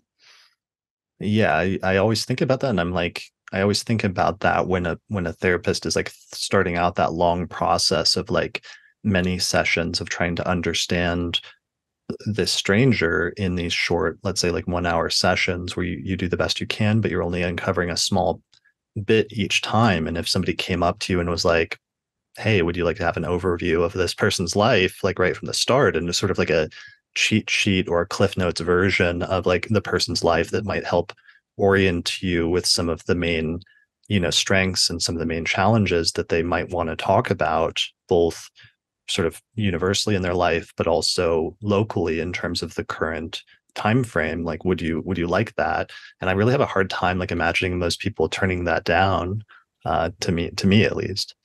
Yeah, yeah, exactly. I think there's a lot of value that it can provide, and um, the flip side of that, to speak to the con, is that I think the only reason why someone would not say, "Oh my gosh, that sounds amazing," is that there's this stigma that astrology is inherently sort of fringe or occulty or even misunderstood.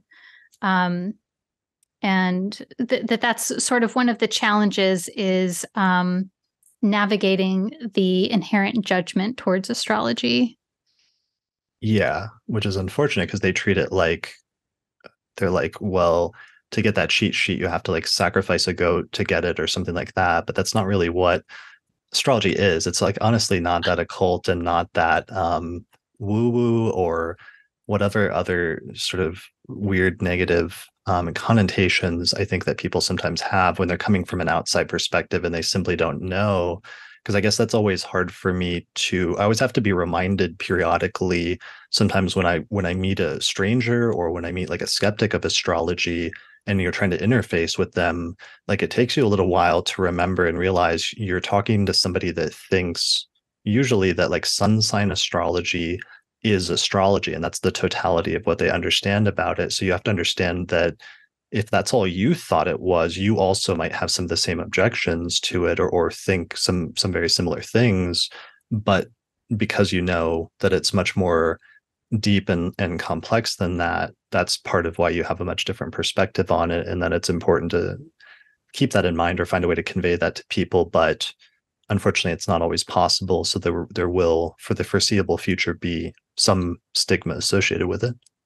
Yes, exactly. Yeah, that's something that I think that as astrologers and therapists that we're always going to have to contend with, like you say, for the foreseeable future. Yeah. Um, yeah, and are there other cons, or are there other pros, or should we talk about the cons? Should we talk about any other pros? I mean, the pros, I mean, the timing thing, the synastry thing is great. You're understanding your relationship with the other person better and in areas of challenge or your areas of ease. I mean, the transit thing is really one of the most amazing things for me, just understanding and have a different perspective, because that can sometimes also give you a perspective on timing. And I understand that you're probably not supposed to be doing timing very much in a therapeutic context, but it's always interesting knowing, like, for example, that somebody's Saturn return is going to be about 3 years long, and that like a person might be nearing the end of that, or that they're just at the threshold of that. And this is like the early stages of it or something like that can be somewhat useful information. And maybe you don't always need to share that with a client, or maybe it wouldn't always be helpful, or maybe in other contexts it might be helpful if you know that somebody's like right at their exact Saturn return at their and that they're at the most intense part of it. Sometimes having that knowledge of timing can be helpful, especially if a person is in the thick of something and they feel like it's going to last forever. That can sometimes be really challenging, but having that perspective as an astrologer might be useful to some extent. Hmm. Yeah, I think if we're really taking astrology seriously, and that this is a reflection of a person's psyche and their development in this life, it's a way for us to attune and connect into that, even when we're not talking about it with them. There's this deeper understanding of their timing, and I think that it can inspire hope and trust in our process, both as clients and as clinicians. Yeah, for sure. That's a really good point. Hope and trust, because to the extent that it does help you to understand the person better and that it helps you to demonstrate your understanding of the person better at a much more deep level, perhaps that in and of itself is also tremendously valuable, in that it can help with your relationship with them and that they have a better sense that you actually understand who they are and where they're coming from. Hmm. Definitely. Yeah. Yeah. Yeah. So that's a huge pro as well, is that ideally it fosters the therapeutic relationship itself.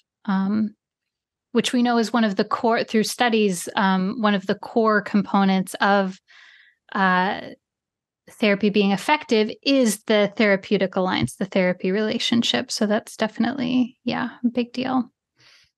Yeah, and it makes me think of like the subtitle of Chani's book, which is like astrology for, I think it's for radical self-understanding, or and she was influenced by Demetra's book, Astrology and the Authentic Self, and the notion of like finding and embracing one's authentic self, and to whatever extent that you're able to help facilitate that as a therapist or as an astrologer, that may be inherently helpful to people. And to whatever extent astrology can help you to do that, then that seems like it would be a useful tool as part of that process. Mm, definitely. Yes. For sure. All right. So, do you have any recommendations for therapists who want to incorporate astrology into their work, or recommendations for people in therapy who want to bring astrology and those sorts of insights into their process with the therapist? Yes. So, as far as therapists who want to incorporate astrology into their work, few different things that I would recommend. Number one is to learn to read charts as well as you can. And I say that, like learn how to read a natal chart, learn how to understand transits as best you can, take courses, etc. I've mentioned the person who I've studied with, Jessica Derutza. She's a psychotherapist astrologer, and she has classes throughout the year. So that's a really fantastic resource, I think, for therapists. I would recommend using astrology for your own case conceptualization before ever bringing it into the room, to make sure that you have a really solid understanding of yourself, of how the astrology works for yourself before bringing it in with a client. I would question your motivation. Is this something that you want to bring in to amplify and understand? Or are you having a hard time and you simply need more training and holding space for folks? And I think that's important to sort of like mitigate against some of the power imbalance stuff that we talked about. So like, yeah, really questioning, why do you want to bring this in? How is this going to be helpful to you? That brings up a whole thing of the ambiguity that many students of astrology run into about like, at what point am I ready to start reading charts for people?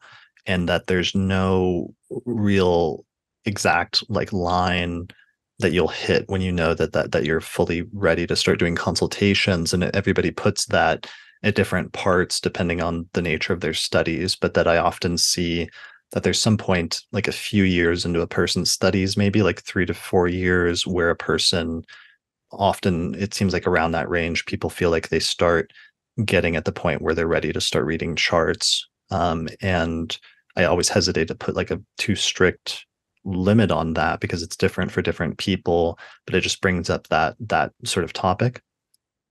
Yeah, and I think this is why it's so important for us to be able to have consultation with colleagues, or even supervision, in the psychotherapy world, where it's like, okay, like what we need each other to be able to understand where we actually are, and is this are we ready but we're resisting it, or are we not ready and we're sort of like jumping in too hot, too fast? Uh, Yeah, that's one of the like truisms that I always notice, that it's like the more conscientious students tend to, and diligent students of astrology tend to put off doing consultations far longer than they should, because they're very concerned about getting it right and doing a good job, that they oftentimes will delay their developmental process by putting it off way longer than they should, where they both would have been ready sooner or were ready sooner, but also that they delayed their own developmental process, because there's a certain thing that you only start learning once you start doing the consultations and getting the experience, that it's a process where you don't just like stop learning at that point because you're ready to read clients, but actually each new client you see is a new chart, and you learn something new each time, in addition to providing the client with insights. So it's like, that's a tendency. And then there's the opposite tendency, where sometimes the less diligent students or less conscientious ones will rush into doing consultations way before they're actually ready. And that's kind of an unfortunate tendency sometimes as well. So you want to try to find some balance or middle ground between those two. Hmm. Yeah. And I think the more that we can be self-reflective as professionals, we can, like question where do we fall on that spectrum of things. Right. You're like, yeah, if you just learned that what your rising sign was like a month ago and you're reflecting on that, you might be falling on like one side of that spectrum versus the other. Yeah. And I think this is why it's so helpful to have these kinds of conversations with other astrologers, with other therapists, and to like sort of figure out, where do we stand with things and how do other people see us versus how we see ourselves? That can be very clarifying in this process. For sure. For sure.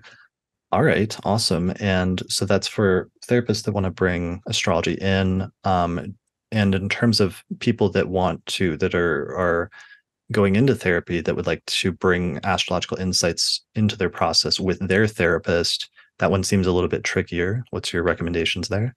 Yeah. So, number one is I would always ask yourself, do you feel safe and comfortable with your therapist? And I know that seems like maybe a weird question, but I've talked to a lot of people that sort of feel inherently uncomfortable bringing certain things to their therapist. And so I think that's a big question.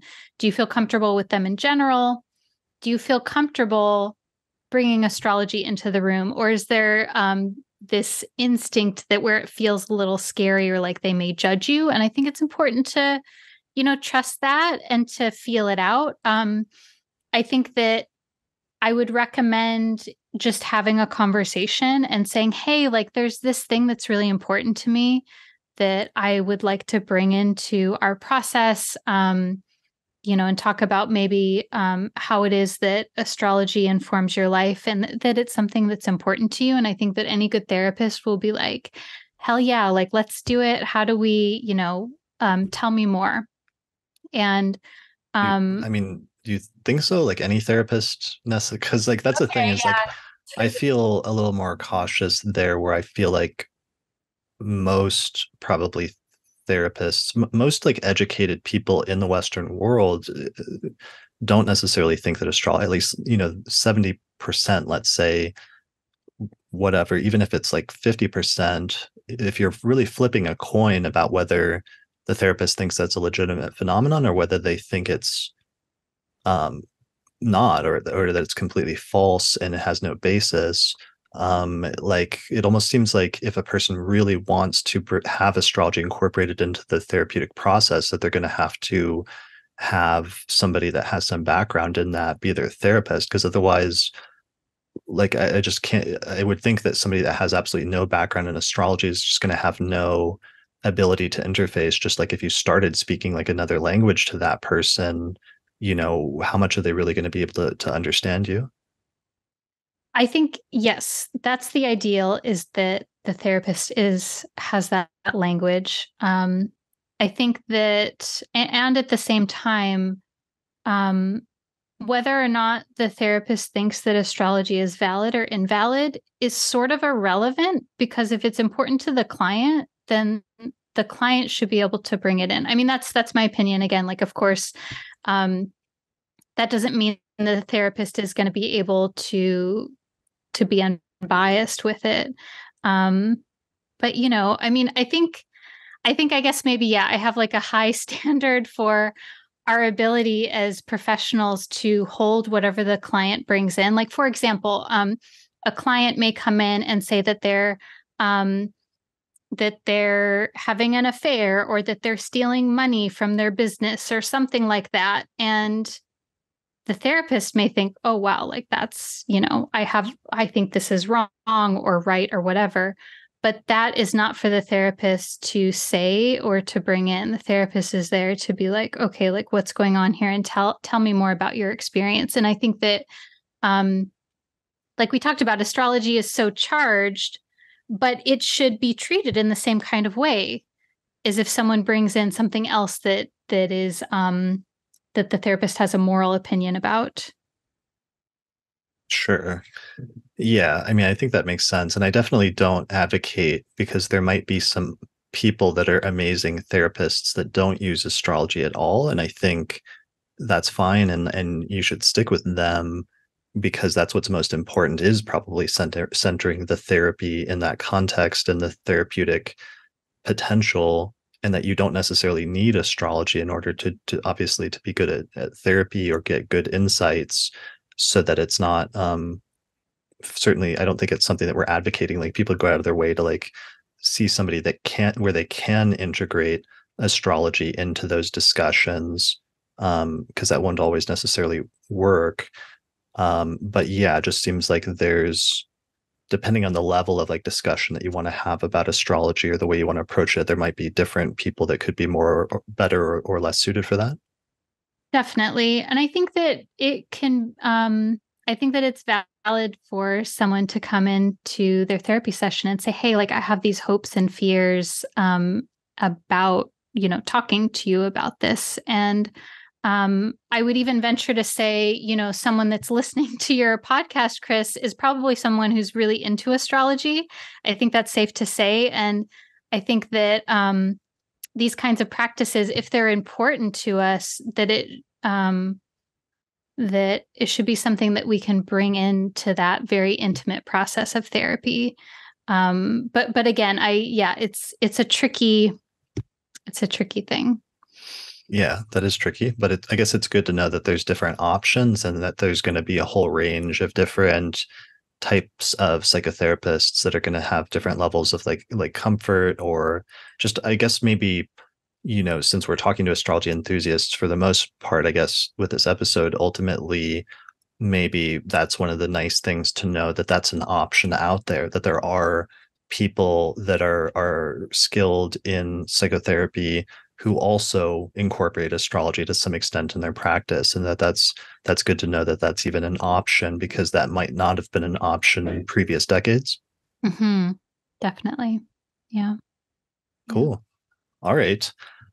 So do we have any other concluding remarks to make about it other than that? It seems like we've covered so much. This has been an amazing discussion. Thanks so much for joining me today for this.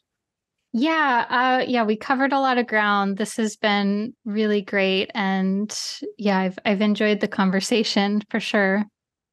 Yeah, I've appreciated that we've been able to talk about both like the pros and the cons, and I hope we didn't like veer too much in one direction or another, but that's something I'd like to do on the podcast. And I know you remarked that you like about some previous topics that I've covered is just being able to try to look at something from all of the different sides, and that includes both the positive, things about why this is actually a really interesting thing and could be good. It also includes some of the cautionary things about potential downsides or pitfalls. And it's nice to be able to talk about that really candidly and really openly instead of just giving a like one-sided take on it.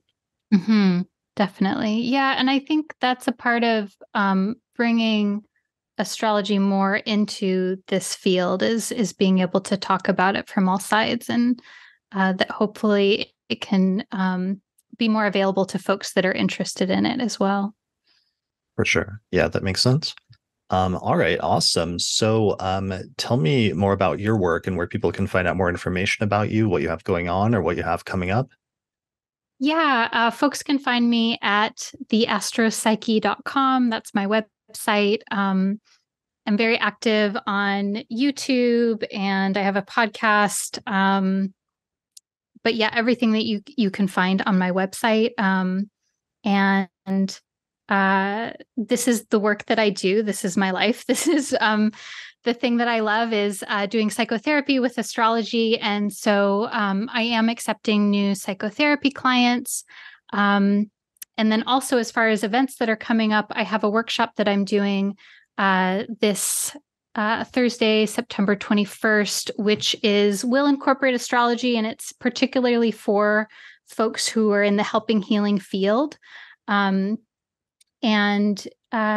it's essentially an extension of my thesis research from my master's program, looking at how we can move into doing this work in a way where we're accompanying people, sort of like we've talked about today, accompanying them on the process versus thinking about it as like fixing and sort of getting into states of like burnout and overwork and things like this. And so we'll be incorporating astrology into that process as well. And all of that you can find on my website, theastropsyche.com. Awesome. That sounds amazing. So that's on, you said September 21st? Yes, Thursday, September 21st. It's a 2-hour online workshop at 6 p.m. Pacific time, but it'll also be recorded as well. Good. Okay. Yeah, that was going to be my next question for people that listen to this in the future. So it will be recorded and people can probably get it on your website afterwards at theastropsyche.com. Yes. Yes. Cool. And I'll put a link to your website in the description on the podcast website for this episode, as well as below this video on YouTube in the description. Thanks so much for joining me today. This is amazing. It's really interesting. I forgot to read the data, but today is it's Wednesday, September 6, 2023, and we started a little bit after 1 p.m. And today we had the Sun-Mercury cazimi right in the middle of the Mercury retrograde, and I can't think of a better topic that sort of fits some of that symbolism better than doing this deep dive into astrology and psychotherapy with you during that whole internalization process in the middle of the Mercury retrograde. So thanks a lot for joining me for this today. Thank you so much, Chris. It's a lot of fun. Cool. All right. Thanks everyone for watching or listening to this episode of the Astrology Podcast, and we'll see you again next time. Hey, special thanks to all the patrons that helped to support the production of this episode of the podcast through our page on patreon.com. In particular, shout out to the patrons on our producers tier, including Christy Moe, Ariana Amour, Mandy Ray, Angelique Nambo, Issa Sabah, Jake Otero, Jeannie Marie Kaplan, and Melissa Delano. If you appreciate the work I'm doing here on the podcast and you'd like to find a way to support it, then please consider becoming a patron through our page on patreon.com. In exchange, you can get access to bonus content that's only available to patrons of the podcast, such as early access to new episodes, the ability to attend the live recording of the monthly forecast episodes, our monthly auspicious elections podcast, or another exclusive podcast series called the Casual Astrology Podcast, or you can even get your name listed in the credits at the end of each episode. For more information, visit patreon.com/astrologypodcast. If you're looking to get an astrological consultation, we have a new list of astrologers that have been on the podcast before and who we recommend for readings at theastrologypodcast.com/consultations. There you'll find astrologers who offer different types of consultations, including birth chart readings, synastry, rectification, electional astrology, horary questions, and more. The astrology software that we use and recommend here on the podcast is called Solar Fire for Windows, which is available for the PC at alabe.com. Use the promo code AP15 to get a 15% discount. For Mac users, we recommend a software program called Astro Gold for Mac OS, which is from the creators of Solar Fire for PC, and it includes both modern and traditional techniques. You can find out more information at astrogold.io, and you can use the promo code ASTROPODCAST15 to get a 15% discount. If you'd like to learn more about my approach to astrology, then I'd recommend checking out my book titled Hellenistic Astrology, The Study of Fate and Fortune, where I go over the history, philosophy, and techniques of ancient astrology, taking people from beginner up through intermediate and advanced techniques for reading birth charts. You can get a print copy of the book through Amazon or other online retailers, or there's an ebook version available through Google Books. If you're really looking to expand your studies of astrology, then I would recommend my Hellenistic Astrology course, which is an online course on ancient astrology, where I take people through basic concepts up through intermediate and advanced techniques for reading birth charts. There's over 100 hours of video lectures, as well as guided readings of ancient texts, and by the time you finish the course, you will have a strong foundation in how to read birth charts, as well as make predictions. You can find out more information at courses.theastrologyschool.com. And finally, thanks to our sponsors, including the Mountain Astrologer magazine, which is a quarterly astrology magazine, which you can read in print or online at mountainastrologer.com.